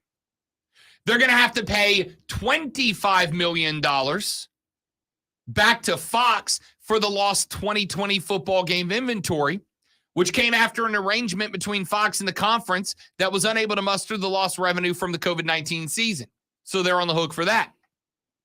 And there are, quote, tens of millions of dollars, end quote, of future value of this NBC primetime deal in flux. Now, Tony Petitti has been working hard to ensure it keeps as much of the original value as possible. Historically, in the Big Ten, after the first weekend in November, schools were not required to play night games for a number of reasons: health, recovery, campus logistics, etc. And these were known in league circles as tolerances. Prior television contracts accounted for them, but the new deal did not. Meaning that NBC could tell the schools, hey, you got to play this as a night game, and the schools would have no interest in doing that. Meaning that effectively the Big Ten kind of put the screws to their own schools signing this deal without clearly communicating with those schools what was going on. Multiple sources told ESPN that there has been pushback from a number of schools, including Michigan, Ohio State, and Penn State, to play those late November night games under the new contract, which leaves Tony Petitti to figure out how to uphold a deal for hundreds of millions of dollars for primetime games without cooperation from, let's be honest here, Lonzo, the three schools in this conference that matter right now, Ohio State, Michigan, and Penn State. You know, the thing is, I hear people complain about noon games and 4 o'clock games. You know what you don't really want to do in the Big Ten? Play a night game in November. It's cold at night than it is during the day. It's cold. And my emphasis on Yeah. I mean, I get you want to do the prime time and everything, but I don't know if that factors in or not, but I got to believe it does a little bit. Athletic departments and coaches around the Big Ten, according to ESPN, say they were surprised November night games were part of the deal. They weren't asked for permission to play them prior to the deal or informed of the change ahead of the deal. At the same time, NBC was not aware until well after the initial contract was signed this summer that these big brand schools had historic tolerances that were part of prior television arrangements that the schools would push back against changing. Michigan Athletic Director Ward Manuel said, quote, NBC was surprised and I was surprised. We had not discussed and I had not discussed with anyone in the league to change the tolerances we had agreed upon years ago. Another industry source said, quote, the fault here is with the administrators on campus. How did the presidents, chancellors, and athletic directors not know this? The universities all signed off on the deal. Doesn't tolerances sound weird in this thing? It's like when you tolerate that little brother hanging around because you don't want your mom mad at you. I don't. Why did they use the word tolerance here? So it is the traditional term that seems to be predominantly a Big Ten deal, where schools have been in the past able to tell NBC, the Big Ten, whoever else, hey, we don't want to play that game at night because of blank. It's hard for us to get parking available. It's cold. Predominantly. Whatever the reasons might be, in the past, the schools were effectively, after the early November window, able to say that game's at 4 o'clock. And the TV contract said that they could call that shot. But the new contract Kevin Warren put together does not allow for that. The new contract says, no. NBC calls the shots and you play when the TV contract says you're going to play. Well, the schools are mad about it. NBC's mad about it. The Big Ten clearly isn't super happy about it, and it has now led to a spot where these contracts have all three parties butting heads with each other. You add that into the deal that Kevin Warren negotiated with NBC, CBS, and Fox, where the Big Ten didn't technically own the rights to different games that he negotiated. This is a catastrophic failure. Now, do Yeah, I but- think the Big Ten's coming off TV? No, obviously the Big Ten's not coming off TV. Are they going to refuse to play? I mean, to what end? I mean, do you say, no, we didn't agree to that? You did that on our behalf. We're just not playing that game. Are they going to do that? I don't think they're going to do that. No, they're not going to do that. But what it does do, despite the fact that there is a new commissioner, is it erodes trust between the schools and the conference that they play in and under, right? And trust between, in this case, what is the rank and file, right? Because the schools are technically employees for the Big Ten. Lonzo, you're a manager. How much trouble are you in if you get to the point where your employees directly distrust upper management? Not don't like them, distrust them. Well, that leads to division and all kinds of things, and leads to people not wanting to work and at least not put forth the effort that they need to get their job done correctly. It also leads to a spot where employees start looking out for themselves predominantly. And possibly leave and That's go it. somewhere else. But I mean, in this case, is the whole team going to go, no, we're not doing that. We're moving to the Pac-12 or whatever that is now. If you are USC and UCLA, you're looking at this and going, wait a minute, we just joined a conference that had a past commish negotiating for games that he didn't have the right to negotiate for. A past commish who signed rights over for games that he didn't hold. A past commish who is now negotiated in a way that effectively screwed over the schools under his ward to the point that now he's got athletic directors like Michigan's coming out and going, hey, yo, this is some BS. I ain't on board. Not a lot of positive thoughts coming out of that, man. Not a lot of positive thoughts coming out of that. I'll tell you who I don't envy right now. Tony Petitti. I would not want to be in Tony Petitti's shoes. I would not want to be dropped into a spot where my predecessor screwed the pooch and either A, showed that the Big Ten Commission's office doesn't know what's actually happening at the schools under his watch, or B, straight up had malicious intent and lied to television networks. Hey, Lonzo, at the core of college football, what's the most powerful entity of all? Money. Yeah. And who's got all the money? It's like at the core of just about everything. It's money. Yeah. And who's got all the money in this? TV. The television networks. Yeah, TV for sure. The television networks have all of the money. You can't tick them off, dude. All of this expansion in college ball, all of this expansion is coming at the behest of the television networks. That's what this is for. Schools want to be in the Power 2, the SEC and the Big Ten. Why? Because they got the biggest TV contracts, which means they pay out the most television revenue. That's where this comes from. So the fact that all of this went as sideways and squirrely as it did under Kevin Warren is a bad look for the Big Ten. You know, it's a real good look for the SEC. The SEC gets to go, hey, our ducks are in a row, future potential members. When the next round of crown jewels comes up for a bid to add to the crown of the Big Ten or the SEC gets to look and goes, hey, you don't have to worry about any of this. You don't have to worry about any of the TV deals being botched because, you know, we haven't done that yet. That's all the Big Ten. This is interesting, man.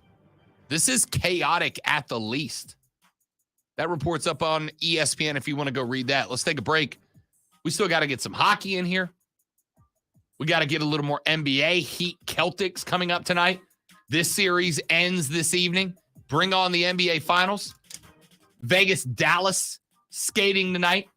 Will this series get pushed to the brink of elimination as well? We'll talk about all that more coming up as we wrap up hour 2 on the Rob Brown Show on the Fan Upstate.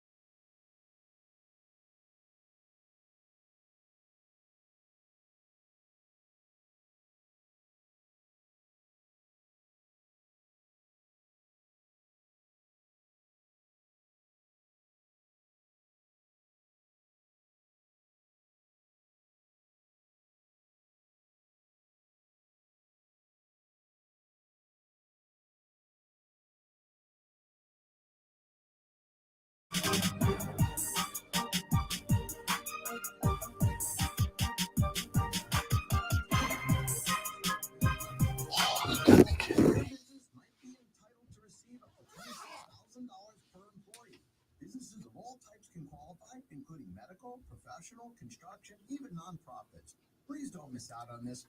Even your doctor would tell you to get an expert second opinion, and we do a lot of work for doctors. Download the Innovation Refunds app now or go to getrefunds.com to potentially get a payroll tax refund of $26,000 per employee. Getrefunds.com. Getrefunds.com. At the United States Postal Service, we're reinventing our network to help keep your business moving with new shipping options to deliver better value. greater 0 for 2 out the gate. customers, more Ooh, informed delivery. pushing everything right. It's windy in here. It is. Still, plus these are different size bottles and stuff. Drinking that. Learn more at USPS.com/moving All the way left. Discover credit cards automatically double all the cash back you earn at the end of your first year, which means Speaking of which, all those waters that I used to drink that you still drink, do you want them? Yeah, if you're not drinking. Start bringing some. Discover automatically doubles all your cash back. So if I get a Discover card right now, I can earn twice the cash back.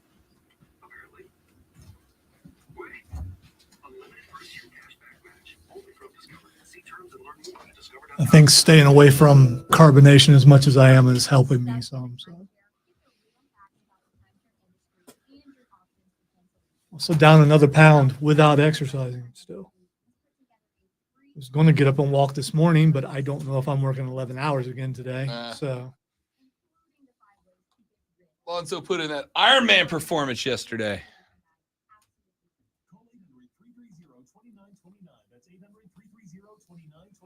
I went and made bad food choices that helped me stay awake. The pain. Was it worth it? Well, I stayed awake, so I So, guess ran a fairly flawless show. Since the host knew that I was really tired, he didn't talk to me on the air like he normally does, which is really nice. So.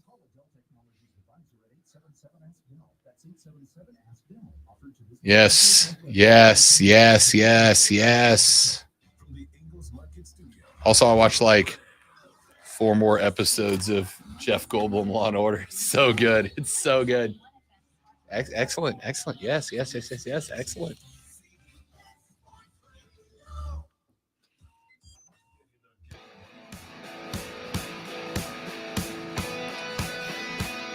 Couple of bits of news out of the National Football League.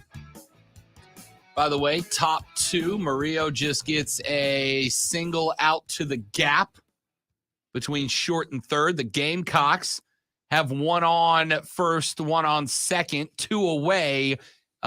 Georgia has one on first, one on second, 2 away, threatening to put the first one across. South Carolina versus Georgia in the opening round of the single elimination Southeastern Conference tournament. Mason LaPlante at the dish here. South Carolina in trouble in the top of the second. I will keep you up to date on this game as we go.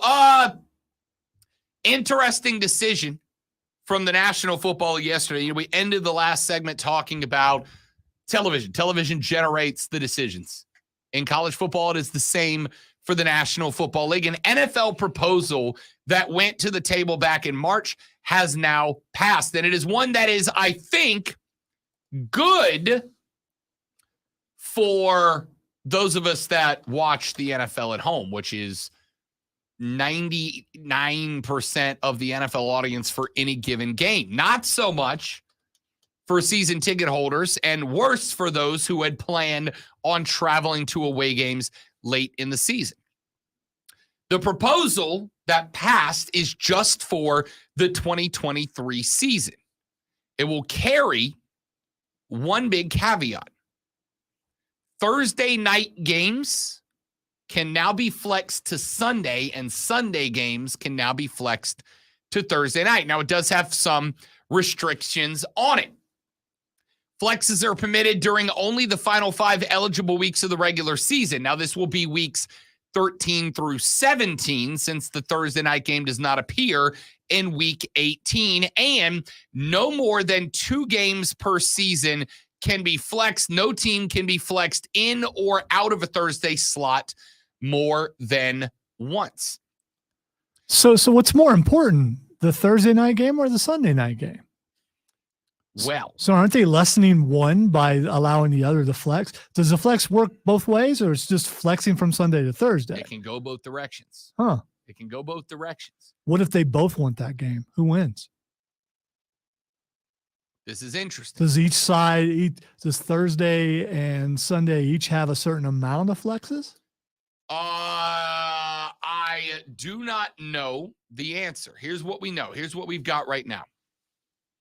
We know some owners don't love it. We know that 8 owners voted against the proposal on Monday. John Mara and Art Rooney were 2 of them. They were 2 that were the loudest vocal opponents of this plan back in March. They were 2 of 8 to vote against it on Monday. They cited their number one concern. What about fans scheduling travel to games only for the game to be later moved 3 days earlier from Sunday to Thursday or from Thursday to Sunday? If Lonzo and I put together a road trip to fly up to New York for a Thursday game late in the season because we want to watch Josh Allen play, we're both big fans. Yeah, your hypothetical is got a lot of holes in it. Let's say Kansas City has a Sunday night game. Screw it. Let's say they got a Thursday night game booked at Carolina. A game that we would absolutely go to, right? If it was Thursday night. Oh, for sure. And then on Monday, when we're getting ready for it, we find out that game got flexed to Sunday. But Lonzo and I already took off Thursday and Friday. We're probably not super thrilled about that, right? But we're still going to take Thursday and Friday off because it's already been approved, but we're still not thrilled about but here's it. The thing. Yeah. I have 15 vacation days a year, right? And almost all of them, almost always, are built around things that I want to do during the year. I'm using one of them Friday because I want to go spend the long 4-day weekend with the fam down in the Sunshine State. I'm using one of them on the 9th of June because I've got a luxury box at the BMW Pro-Am to go sit in and watch people better than me at golf play golf. But if I took 2 vacation days to go to an NFL game and then that NFL game got moved to a Sunday, not only did I just lose a couple of days, but I also wasted my vacation days. And on top of that, I'm still not off that next Monday, meaning I still can't go to that game that's now on Sunday. So I lose the game itself. But here's the reality. There's 2 numbers that matter, 99 and 7. 99% of fans of any given NFL watch audience are not at the game. So what's more important? The 99% of fans that are watching at home that you want to build the perfect TV schedule for, or the, on average, 75,000 fans that are in attendance, of which probably at any given NFL game, maybe 10 to 12,000 are away fans. The other is 7. According to the NFL, Lonzo, 7% of NFL fans, 7% of NFL fans have ever been to one game. 93% of NFL fans have never been to an NFL game before. That's where this flex comes from. That's why they're doing this. Good idea, bad idea. What's your thoughts? Let's take a break. We'll come back. Let's get to hour number 3 next on the Rob Brown Show on the Fan Upstate. We're professionals. We watch the clock. There's a clock? Yeah, there's a clock. It's like, when did that start? that says 55. That's probably not a good thing.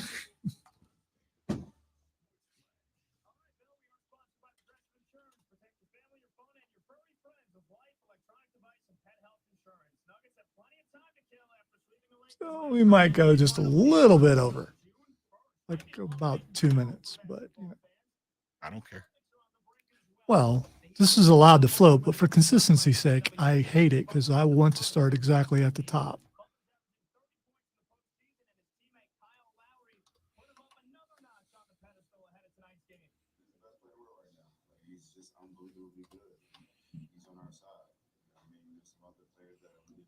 He's on our side.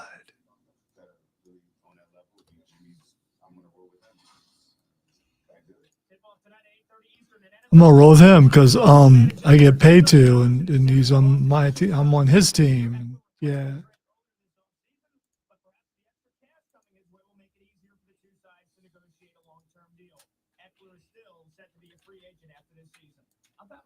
Hey, it's Amy Lawrence. Be sure to listen to CBS Sports Radio at home. Just ask Alexa to play CBS Sports Radio. Yeah, it's flat circle. Yeah, that's what it is.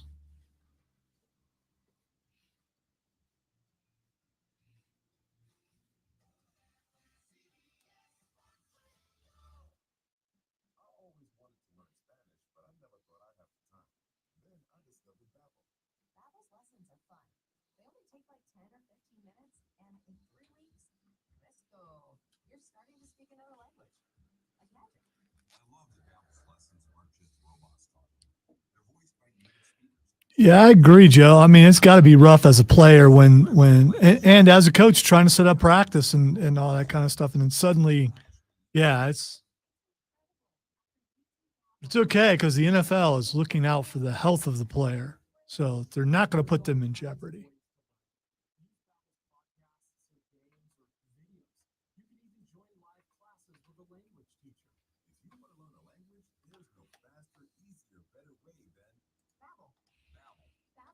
Évidemment.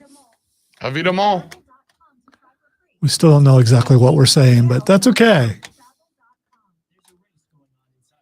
Évidemment.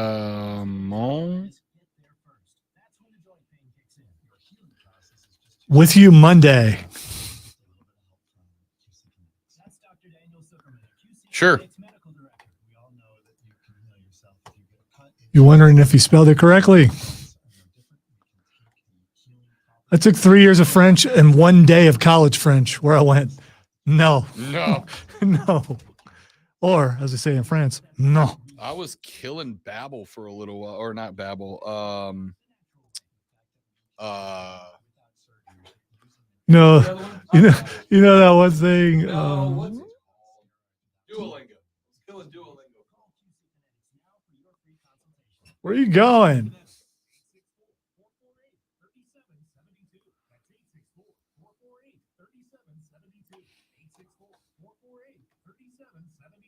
Want to quickly become Dad's favorite? Get him what he really wants for Father's Day. The Upstate Golf Cart. 18 holes at 9 of the best courses in the Upstate. The Preserve at Day, the Club at Brookstone, Carolina Springs, The Rock, Real Golf, Bowling Green, just to name a few. And best of all, now through Father's Day, the Upstate Golf Cart is on sale. 1 for $75 and 2 for $125. Get your dad one today at upstategolfcart.com. Oh, isn't Presto Italian? So you order a new air filter for your car. You try to install it, but it doesn't fit. So you take a little bit off the side. What still doesn't fit? Well, you could try to sit on it. Or get it right the first time with eBay Guaranteed Fit. When you see the check, you know that part's will fit. Air filters, brakes, headlights, over 122 million parts. The right part at the right price. Presto. Let's ride. Eligible items only. Exclusions apply.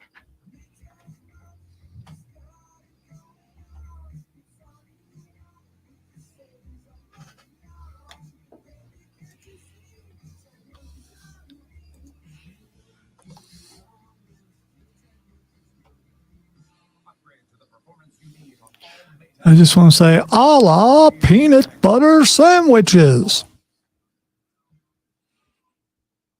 It's a Sesame Street reference. I don't know why. There's a magician on, that's what he would do. I don't remember his name. Warehouse in Midtown. First break. Warehouse in Midtown. First break.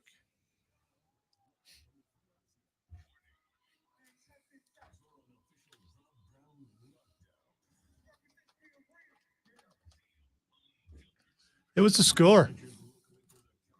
It was the score. Nil.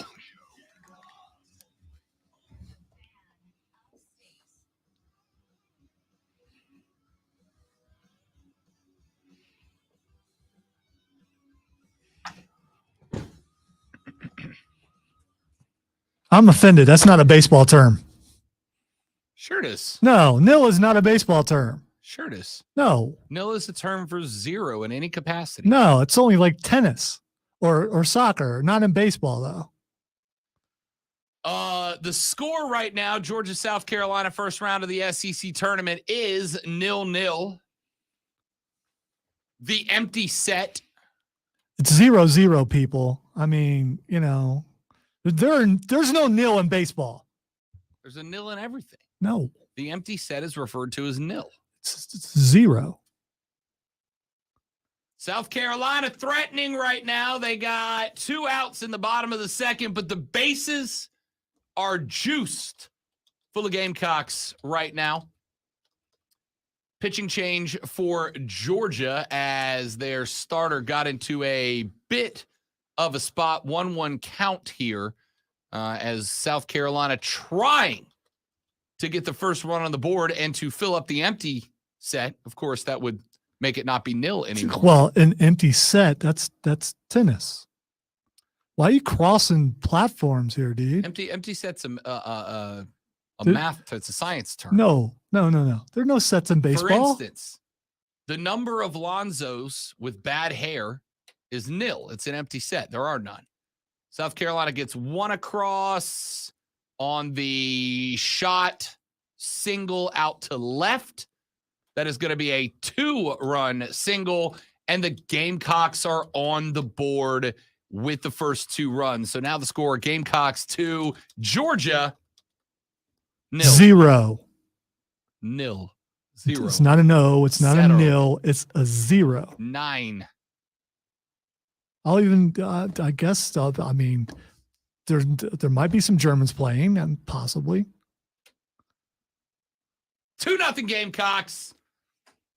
The 6th seed up on number 11, Georgia, in the opening game of the SEC tournament. Looking for more are the Yardbirds.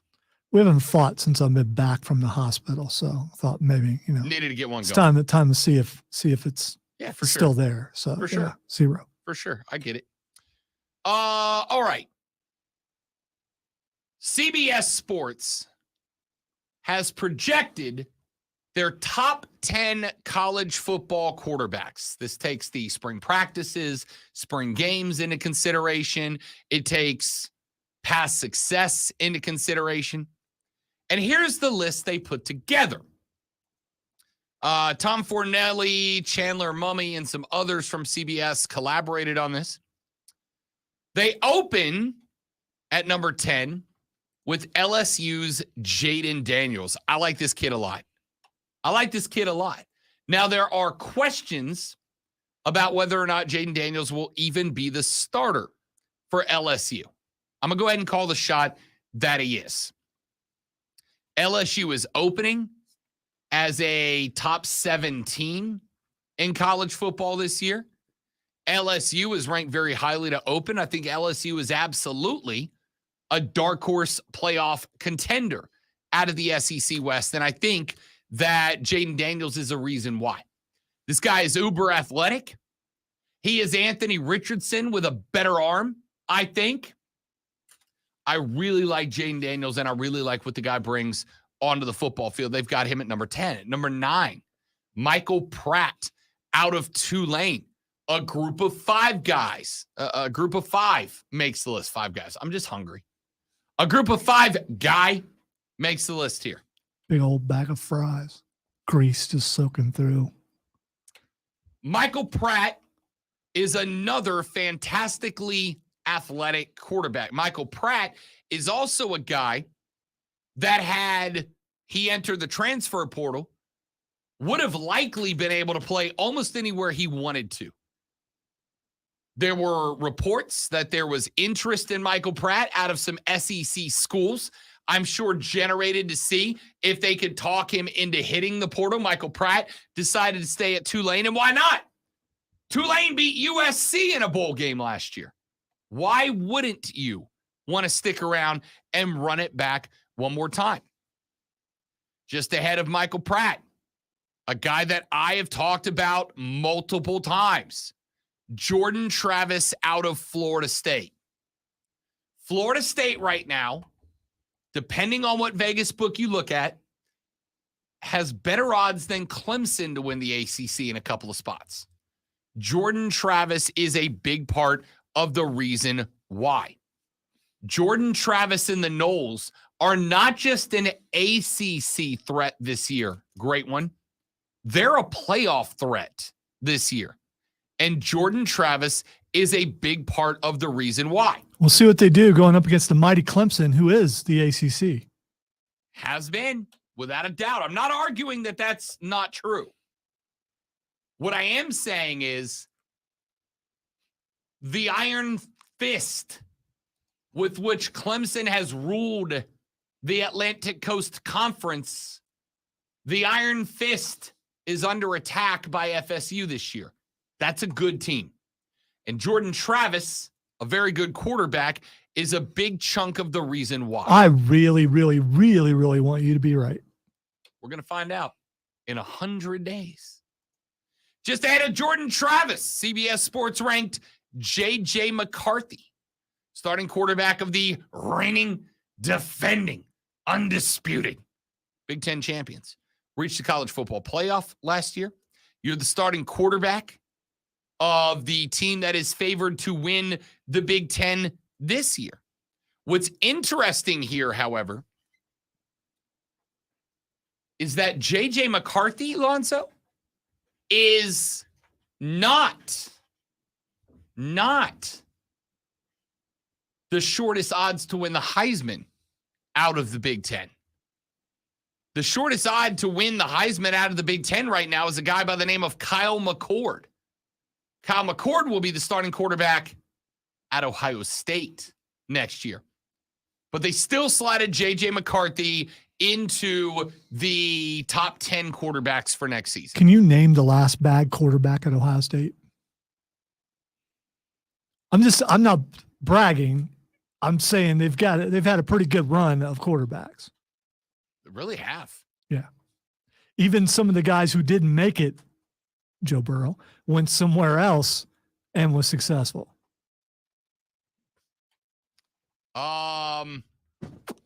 Who was the last bad Ohio State? So the odds, what I'm saying is the odds are in the favor of Ohio State that the quarterback's going to be pretty good. Was Dwayne Haskins considered good? They won under him. Yeah. JT Barrett. I think Let's look at records next to it. Justin Zwick. No, there we go. Maybe Zwick. 04. Yeah. Craig Krenzel. Good old Craig Krenzel, big dude. That was a big white dude. Steve Bellisari back in the late 90s. Joe Germain.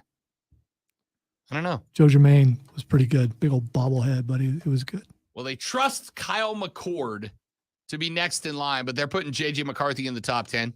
They got Bo Nix inside the top 10. Bo Nix out at Oregon, former Auburn man. A guy that is... How long has that dude been playing? Bo Nix? Yeah. 16 years. I think so, possibly. Bo Nix didn't work out at Auburn the way they wanted him to. He goes up to Oregon. Of course, Oregon is going to try to let it fly this year underneath Bo Nix. I don't necessarily agree with Bo Nix here, but Bo Nix is a guy that has, you know who he reminds me of? Will Levis last year. A guy that I got question marks going in.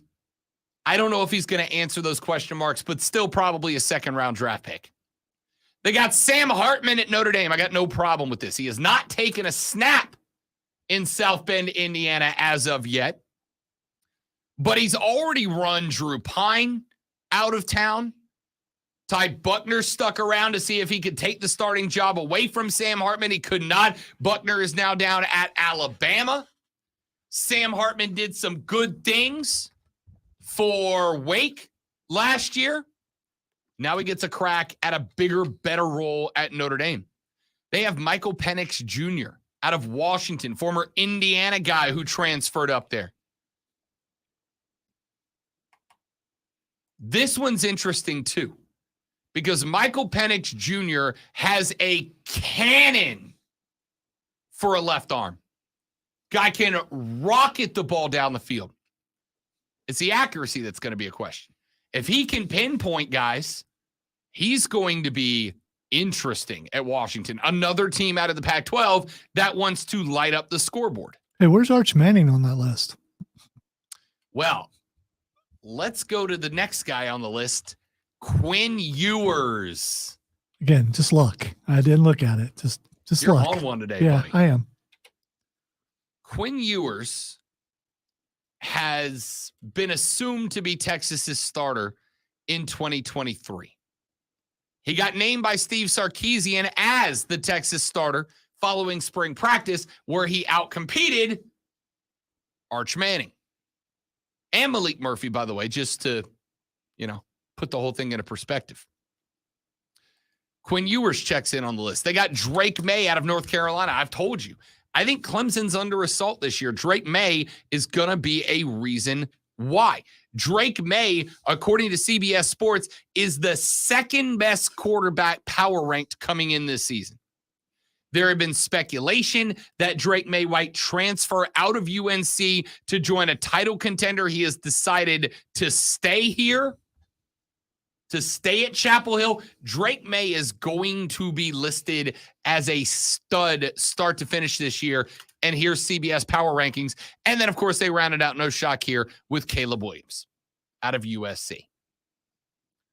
So my question would be, great one, are they wrong for not putting Spencer Rattler on this list? I'm not worried about Cade Klubnik. I got no problem with Cade Klubnik not being listed on this top 10 quarterback list. I think he's got some prove it time. But after the way that Spence ended last season for the Gamecocks, let's not pretend that Michael Pratt from Tulane isn't on this list because of how Tulane ended the year, getting a big bowl game, knocking off SC, et cetera, et cetera. Spence knocked off not one, but two top 5 teams to end his year. Yes, they lost their bowl game, but South Carolina was playing linebackers at guard because of how many guys skipped out on that game. Did Spence deserve to be on this list ahead of, say, Jaden Daniels at LSU, Michael Pratt at Tulane, or Jordan Travis at Florida State? I think history hurts him. I think it's too easy to go back and look at the first part of the season where there were struggles, and before he came there, the struggles that he was having. I think history hurts him. And if you're him, you hope that this is a little bit of a chip. I think you might be right. I think there are definitely some folks who looked at the way that his time at Oklahoma ended that skip over what Rattler did as a starting quarterback at the end of last season. A run that included 400 plus days? 400 plus yards and all the touchdowns against Tennessee, effectively bumping them out of playoff consideration. And then, a road win at Clemson. Yeah. I mean, don't steal that from me. All right. And then he took down the mighty Clemson, who could never lose to South Carolina. And Spencer Rattler did that. All right. The rest of the team helped too, and potentially knock Clemson out of the playoff. I don't think there's any potential. Nah, I think Ohio State still makes it because they were a better team than Clemson last year with a better quarterback. I don't know. Oh, without a doubt. I mean, anyone who would argue that, they're just obviously not in their right mind. And yes, if you're watching on stream, I am wearing an Ohio State jacket. So, I mean, I have never acted like I was unbiased, nor shall I, because I try to be as honest as possible. Whether Clemson would have gotten in or not. They didn't, thanks to South Carolina. That's right. But the fact that they could have gotten in and then lost that ability courtesy of South Carolina is the discussion. So the question mark here is, can Spencer Rattler be one of the top 10 quarterbacks in college football this year? My answer is, yeah. Yeah, he very well could be. I don't think Spencer Rattler's talent level dropped off because of the way things ended at Oklahoma. I think Spencer Rattler and the way things ended at Oklahoma, which, by the way, you can argue were within his control and he fell off. I would disagree with you. But Spencer Rattler, if you want to go that direction, lost his job at Oklahoma to whom? Caleb Williams. a guy who is now the odds-on favorite to win the Heisman Trophy, a guy who followed his coach to USC, a guy that is expected to be the number 1 overall draft pick next year. The guy's good. That's who Spence lost his job to, and he decided to go somewhere else he would have a job. It took a little while to get rolling at SC, but once he got rolling at SC, the year finished better than it started. I would take Spencer Rattler over Michael Pratt out of Tulane. I would take Spencer Rattler probably 10th on this list. I would say Spencer Rattler has proven himself to compete with Jaden Daniels on this list. I do think Jaden Daniels is more overall athletically gifted, which probably leaves him on my list. But I would take him over Michael Pratt. I think Michael Pratt is on this list just to give the group of 5 guys a little love. And he had, again, great run for Tulane last year. Good win over SC, but it was ugly there. Spencer Rattler over Jordan Travis? Honestly, probably, yeah. I'd probably say yes. I think Jordan Travis and Florida State last year were good. Do I think that Jordan Travis is definitely better than Spencer Rattler? I'm not ready to go that far yet. I think he's very good. I think both of these guys deserve to be on the list, but like at the very tail end of it. But if the question is, does Spencer Rattler deserve to be inside the top 10 quarterbacks in college football this year? The answer to me is, yeah. Now, could it get bumped from that list? Sure. Sure. South Carolina's not sneaking up on anybody this year, right? I think into last year, you could argue that the Gamecocks snuck up on Tennessee. Maybe you could argue they snuck up on Clemson. That'd be a bad look for Clemson. But you could argue they snuck up on Tennessee and Clemson at the end of the year to win out. Especially with that Florida loss tossed in there, which was ugly. But I think Spence has an argument for being inside the top 10 QBs in college football this year. I think you can bump Michael Pratt out of that. And that is the hot hand South Carolina's going to have to try to ride this year. Texas says Rattler is way overrated. South Carolina will be 6-6 this year. No. They will be 7-5 at worst. And next, put your orange on that text. Texter said, we didn't sneak up on Clemson. We straight up beat Clemson. Now, the point that I'm making here is if Clemson was paying attention predominantly to the ACC championship game and a playoff berth, making the assumption because of what Florida did to South Carolina, then I can consider that being snuck up on. But you're right. You went to their house and you got them. If you look past your rival, that's poor coaching, poor everything. I don't believe that for a second. They thought they had that game. They didn't. They lost. Texter said, can't even imagine if they put Clemson's quarterback on Heisman watch after playing 2 games, LMAO. That would be hilarious. Here's the thing, man. No one hands the ball off like Kate. Boy can hand the ball off like nobody's business.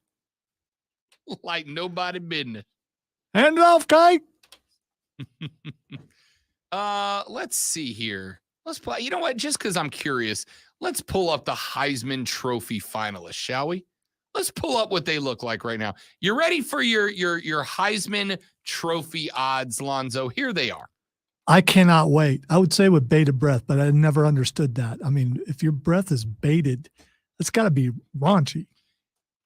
Not baited, B-A-I-T-E-D. Baited, B-A-T-E-D. That's not a word. Heisman Trophy odds. Caleb Williams opens as the favorite. No surprise there. Plus 500. Number 2 on this list, Lonzo. We got a 2-way tie between Michael Penix Jr. and Jordan Travis out of Florida State. 3rd place, we got a 2-way tie at plus 1,400 between Drake May and Bo Nix. All guys on the list so far. 3rd place, tie, plus 1,500, Sam Hartman at Notre Dame, Jaden Daniels at LSU. Right behind them, plus 1,800, Quinn Ewers out of Texas. Two-way tie after him between Carson Beck and Kyle McCord. Here's where it gets interesting. Plus 2,200 for Drew Allar out of Penn State. J.J. McCarthy is there. Plus 2,500. Cade Klubnik at Clemson. Names behind him.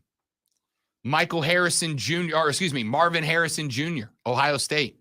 Projected. Aren't you surprised that he's not higher than that? Unfortunately, it's become a quarterback award. It's a quarterback award. But man, Marvin Harrison Jr. was awesome last year. I agree. And he's going to be awesome again this year. And he's Depending going to be on- a top 5 draft pick this year. It depends on how good the quarterback is, but yes. But here's the thing. If Harrison Jr. has a Heisman caliber campaign, Kyle McCord will be a Heisman Trophy winner for Ohio State. That's just how this award works. He is tied with Joe Milton, Blake Corum, Dylan Gabriel, Brock Vandegrift, Tyler Buckner, Ty Simpson, Travion Henderson, Nick Singleton, Will Shipley is tied with Cam Rising, Braylon Allen, and Spencer Rattler at plus 6,000. Will Shipley has the same odds as Spencer Rattler to win the Heisman. Well, he kind of made the list. I mean, it was way down there, but he made the list. He did. James said, have you seen that ball placement as he's placing it into the running back's stomach? That's Heisman worthy. Without a doubt. No one hands the ball off like kite. Marcus said, I think Spencer could be first team all SEC quarterback, but I don't think he's getting a Heisman. Marcus said Spencer wants that Heisman. Yeah, he does. Yeah, he does. He wants to prove some people wrong. Are you shocked that he is starting at plus 6,000? Yeah. Is that more about him or more about the team? I think it's a combination of the two. There is a way he wins the Heisman. That's if South Carolina wins the East. Which, no. Sorry. You don't, however small the percentage is, you don't give them any chance at all. No. Zero. Less than zero. -10. Would you put spray tan on the line for that? Georgia's still winning the East. That's not stopping. That's not going away. Well, recent history would say that, yes, Georgia's going to win the East. But it's not out of the realm of possibility that they could lose. Future history says Georgia's winning the East, too. We'll That being said, we'll see. The question mark here is, am I overvaluing Spencer Rattler? Or is this plus 6,000 because of the team he plays on? I imagine Will Shipley's at plus 6,000 because people think Clemson's going to make another run this year. But he's got the same odds as the starting quarterback at South Carolina. That does not compute to me. All right, 71307. Hit me with a text. What are your thoughts? You can also call us on the Gilstrap Family Dealerships.com phone line at 844-326-3663. We are bottom 4. The Gamecocks do have a runner on second. They currently lead Georgia 2-0. I'll update you on that game when we come back on the Rob Brown Show in the Fan Upstate. Warehouse. All right, guys, got a live read coming up right here. Stay right there. We'll be right back.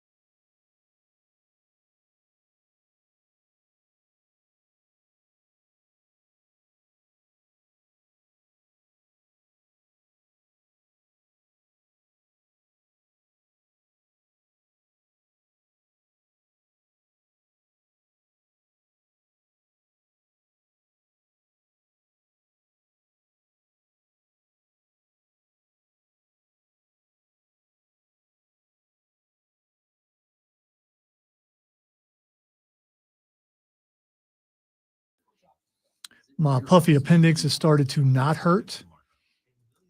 And it's that thing where you think, yeah, I'm back. And then you move the wrong way and find out not yet.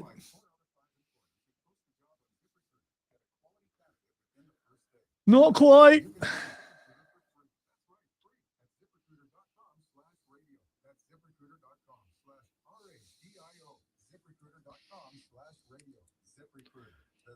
So I had a guy sit in with me yesterday for a couple hours, potential hiree. He's from Ireland. You were telling me about He that. had so many questions, but I didn't ask any of them because, I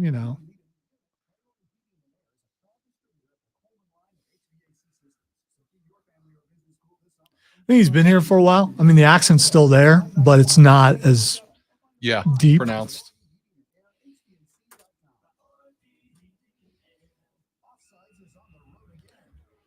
But I was struggling with the phone calls because some people who call that particular station are hard of hearing, where I have to shout and get them to stop talking in order to hear my question. What? Like, come on, guys. All right. He said something like, people don't understand me when I speak Irish. I'm just like, yeah, but isn't that English? That's what I wanted to say. Isn't that still English? I mean, I don't know. I guess maybe there's a Celtic dialect. I don't know.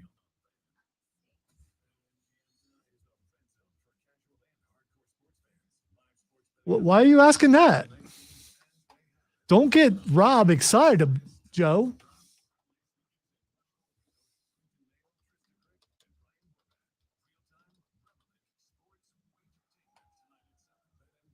I'm just saying, if they want to fire Kevin Patrick, I am available on Monday nights. Oh no, he meant because that guy was. No, I okay, know. yeah, I didn't get it because I'm slow.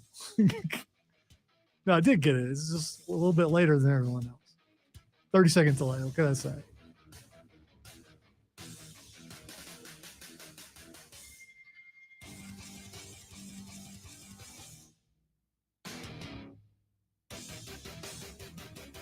How do we feel about this? I kind of love it. I'm kind of on board. The University of Tennessee is reportedly in the early stages of pursuing the creation of what they're calling an entertainment district on campus that would connect Neyland Stadium and Thompson Bowling Arena. You don't have to put on the red light. Probably a different kind of entertainment. Very different type of entertainment. Okay, all right. Well, you weren't specific yet. So Roxanne. Looking at an orange light district on the campus at the University of Tennessee. The athletic director and Tennessee have been discussing putting together an entertainment district that would stretch between Neyland and Thompson Bowling. It would kind of be a wide open bars and restaurants and music venue like the Battery is at Atlanta. Or Five Forks, I think. Kind of. Well, I don't go to those, so I've just heard tell about the place. Yes. Similar, but right next to the basketball and the football arena. And I am all in for this. I think it's a great idea. Now, South Carolina is already doing something similar. They are working on a $1 billion project to transform the area around Willie B. They're calling it a modernization project. Tennessee, I just always pictured like a line of stills. Hell yeah. Come on down to Neyland, get a little taste of the shine, Rocky Top. Whole lot of overalls. Rocky Top, I drunk some beers. A lot of missing teeth, like Briscoe type people. It's a wrestling reference if you don't. We them boys. There are no formal plans, timelines, or budgets set for the project in Columbia nor in Tennessee. But the point here is that more schools are looking at creating an overwhelmingly business-centric theme park to go around their college football stadiums. Why do you think that is? Will there be gambling establishments there also? for sports betting? I'm going to guess that if books are going to get involved, it will only be at off-campus stadiums, right? And I could see that absolutely happening down the line, right? There's money in that. I think you're going to see those be more profitable when you start putting them in stadiums, as some of the NFL stadiums are in the process of doing. But to open up a bunch of bars and restaurants and music venues and festival-like atmospheres around stadiums, I think it's going to become the rule, not the exception at this point. And I think that is because schools recognize, I've tried to hammer this for you guys for a while. Schools recognize that college football is a business, and business thrives with customers and their money.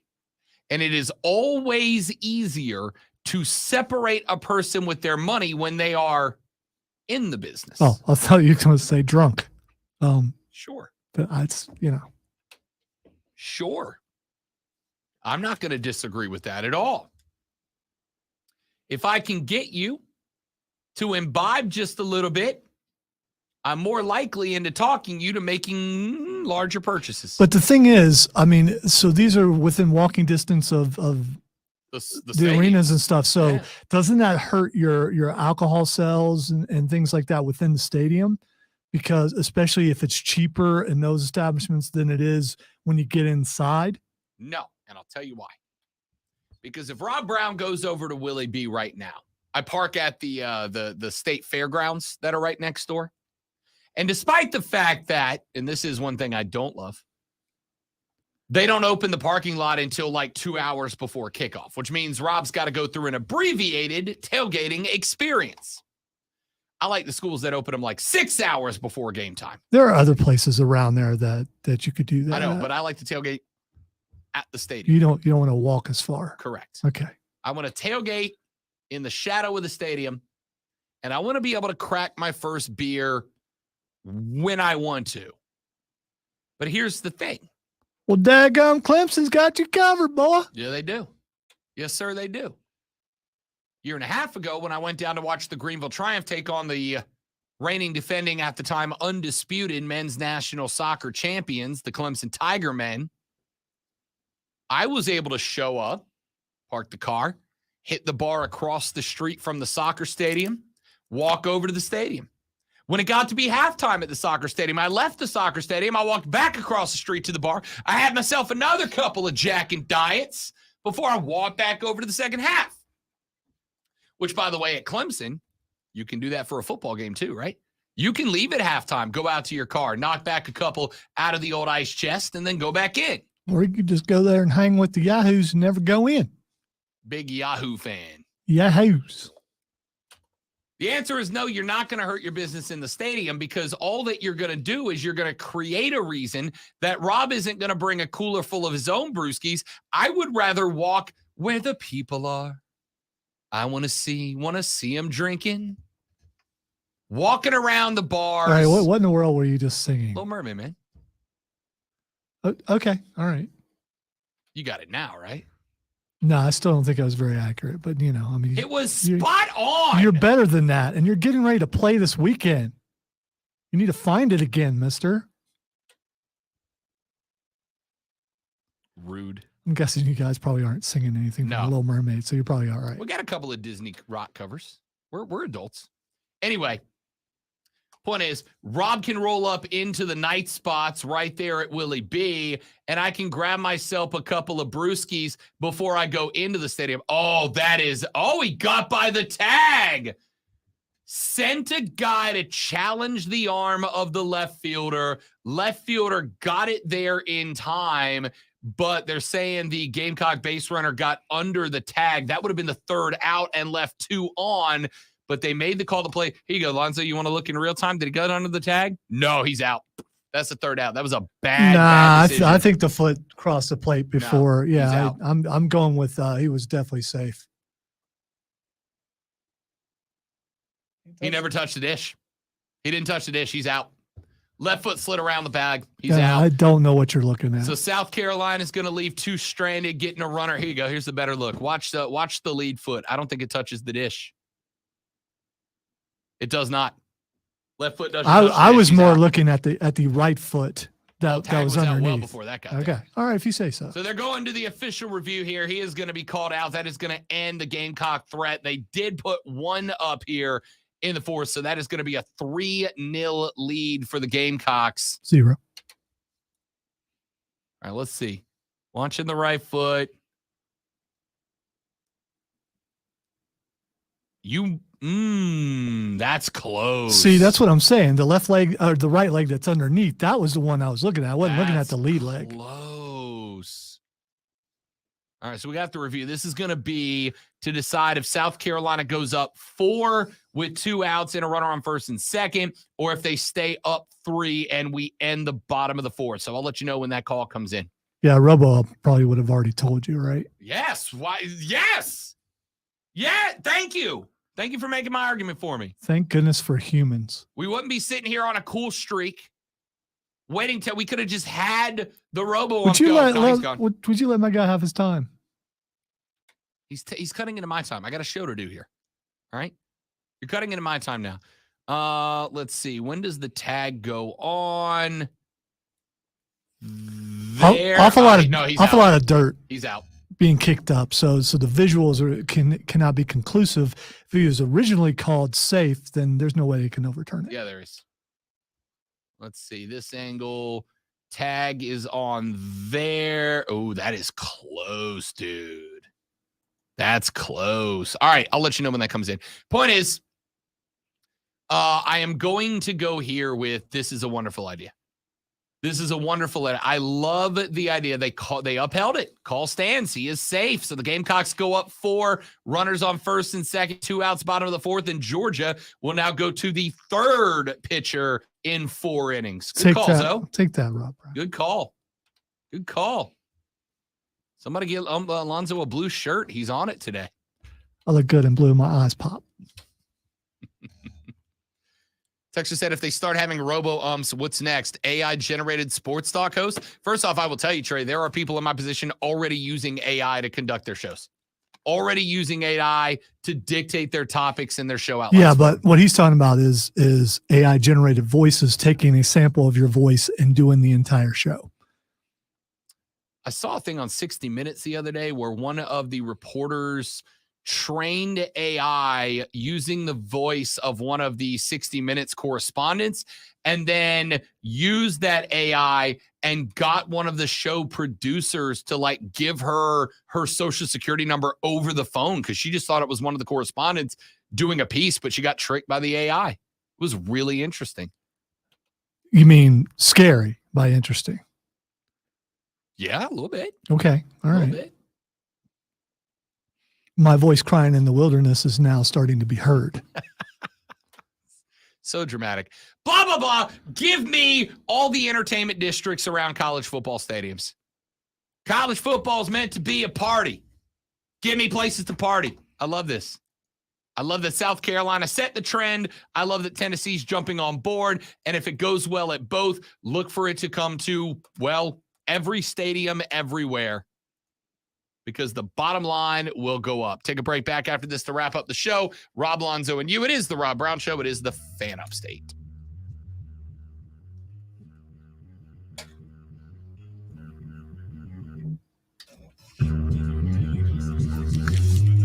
Still just a little bit off.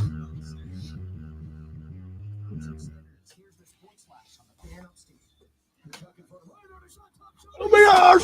Oh my gosh!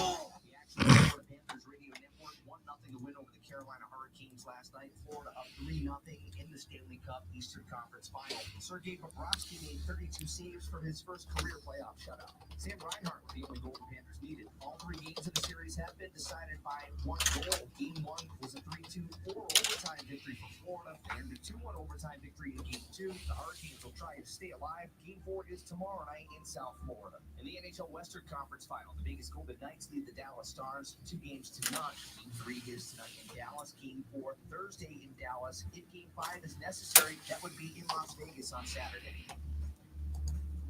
The Fan Upstate is your home for Furman Paladin sports all year long. Download the Odyssey app.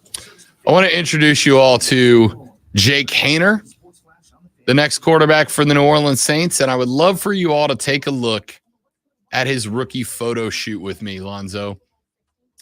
First off, talk about is that Roy? An introductory photo, all right? That's the first one released. Then look at this GQ stud of a thrower, all right? This man is destined to replace Jimmy Garoppolo as your girlfriend's favorite quarterback. So I had to explain to the guys on the Pulse Saturday what GQ was, because GQ came out with their top 100 game list. This is bogus. This is full of Nintendo stuff. But anyway. And so the question was, they didn't know what I was doing. I had them go through and mark off all the games they had played on the list to find out who was the most GQ in the room. It was me. So I mean, but you're right. That is what is that? Bumper, whatever. What was that dating site? Bumble? No, not Bumble. Bumble. No, Bumble's it's not. Yeah, It is. It's Bumble or one of those. That's what that is right there, for sure. Dude is coming to steal your division and your girlfriend. You know why I think I love this so much? I mean, he's no Jimmy G, but he's. That's what I just said. Yeah, he is coming for Jimmy G's title of your girlfriend's favorite I don't quarterback. know. I don't know. He's younger. First off, look at that dump truck he's carrying around. All right. My man is stacked. Look at this guy. Look at this guy. Is it okay? Stud. Is it okay if you know? I mean, you know how good you look, and you're just on there going, yeah, I know. You know what I love about this photo shoot is that, and you can ask Keegan, these are exactly the dumbass pictures that I take when somebody wants a photo shoot. Look at that. You get when all you really need to do is this. You get 2 years of Derek Carr. Look at the comparison. Completely getting LA Knight vibes. A little bit. Oh, yeah. By the way, Dalton, did you see him in the press conference? Not as red. So it could have been lighting. I think he colors it. I think he makes it that way. I think he goes full on Sheamus. Look at that. Look at that guy. Tell me you're not. If this dude walks into the bar and walks up to your lady, you know you just lost your lady. He'll be out of the NFL in 2 years. Please. But that's fine. Listen, Derek Carr takes 2 years to earn his Hall of Fame bid, and then he steps aside for Jake Haener to carry us into the future. Hey, ladies. Haener. Jake Joey B Haener. said, back up. Yeah. Yeah. The unfortunate thing is Rob can't do the yeah quietly. It's Yeah. It's there's some volume there, trust me.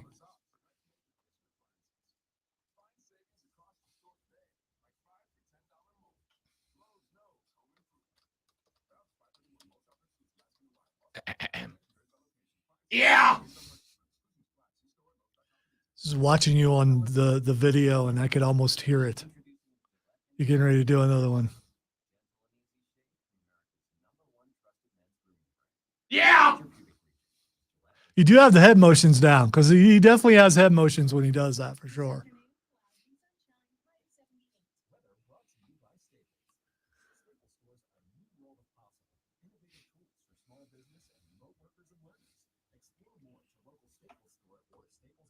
Just like that quarterback you mentioned, LA Knight will be out of WWE in another year because they don't know what to do with him.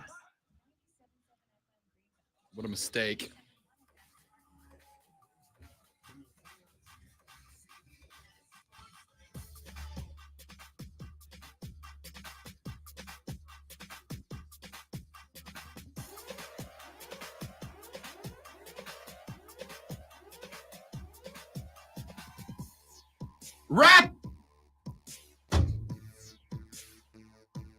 Wrapping up the Rob Brown Show here on the Fan Upstate. Got that Tuesday lead. Yeah.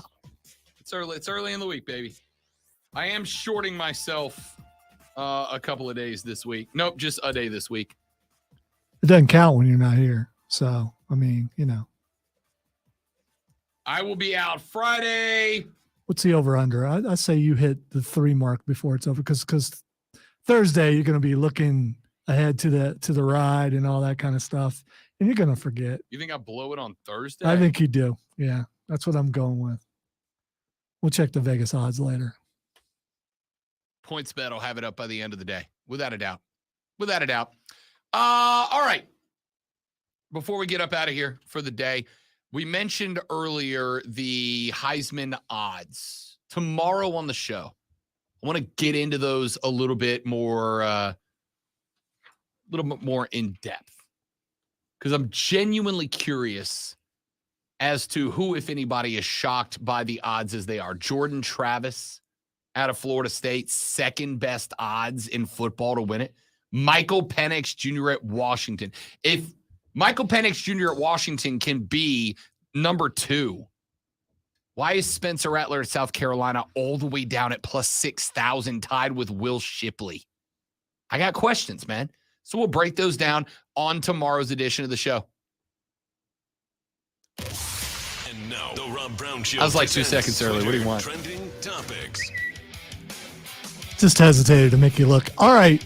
Time for Twitter trending topics where I tell Rob what is trending and he will tell us why. The first thing that's trending is World Goth Day.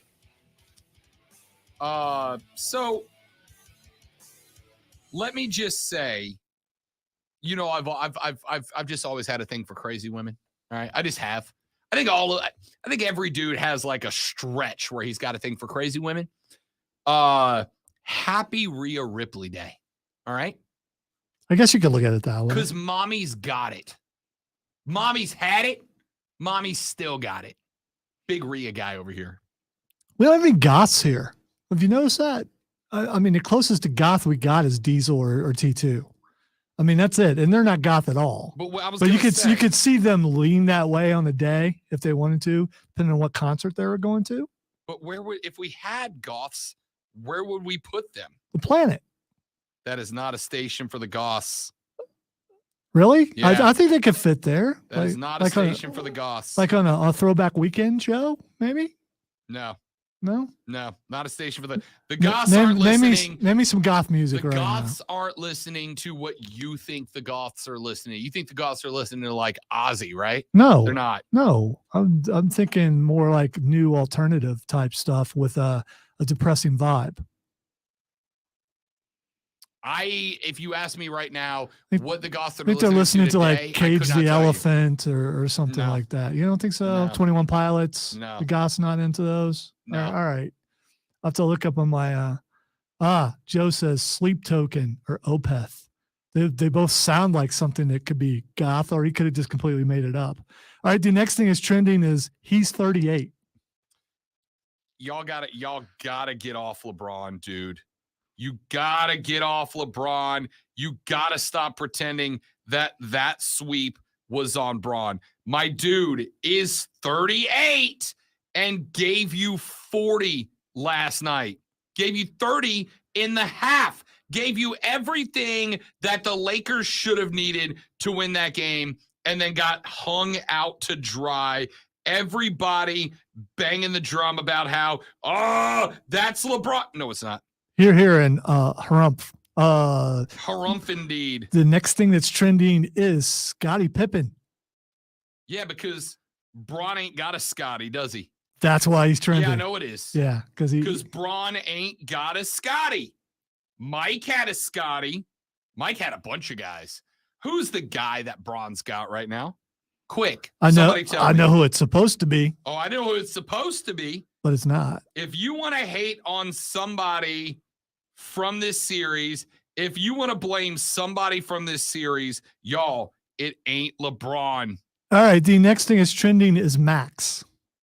Max? Yes. Like from a Goofy movie? No, but I love that character. Maxie. No, it's HBO Max is now Max. Hey, what are y'all doing, HBO? I don't know why it's. What are y'all doing? How many times y'all got to change names? Listen, it's real easy. Just put good television shows up there and we'll watch it. Which they have some. I don't know why the name changed. Maybe it's just easier to put on T-shirts or something. I don't know. All right, and the last thing that's trending It's Gray Jedi. I'm assuming this comes from the video game. No, don't know. Really? No, it just started trending. There was like 15,000 tweets on it. I was looking to try to see why. I did see a Sith code, a gray code, and a light code. I didn't realize there was a gray code. But G-R-A-Y or G-R-E-Y? It's whatever the color is. No. Yeah, Okay. whichever one's the color. Okay. I think it's A. Somebody put up a meme the other day that was like Anakin and Padme was just like, you can just stop being a Jedi, right? You can just stop. You can just be like, I'm not with you guys anymore. And you wouldn't like lose your power. And I thought, what an interesting concept for a movie. A Jedi who walks away from the Jedi Order and is just like, nah, I'm just my own thing now. I'd watch the hell out of that. Ladies and gentlemen, that's it for us. Thanks for hanging out. Follow us across the social at The Rob Brown Show at Lonzo on Ward. We're back here tomorrow to do it all over again, but better on The Rob Brown Show with the Fan Upstate. Later.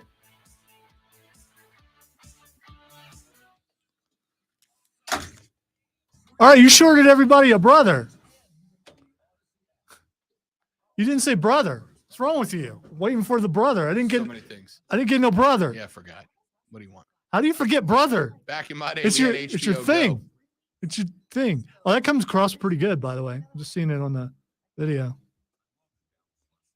It does. It's going to be the clip for whatever I post today. It's just that. All right, guys. Thank y'all for watching. You're all spectacular people. We appreciate it. You're amazing. Thank you so much. Have a lovely rest of your Tuesday. We'll see you back here tomorrow. Goodbye.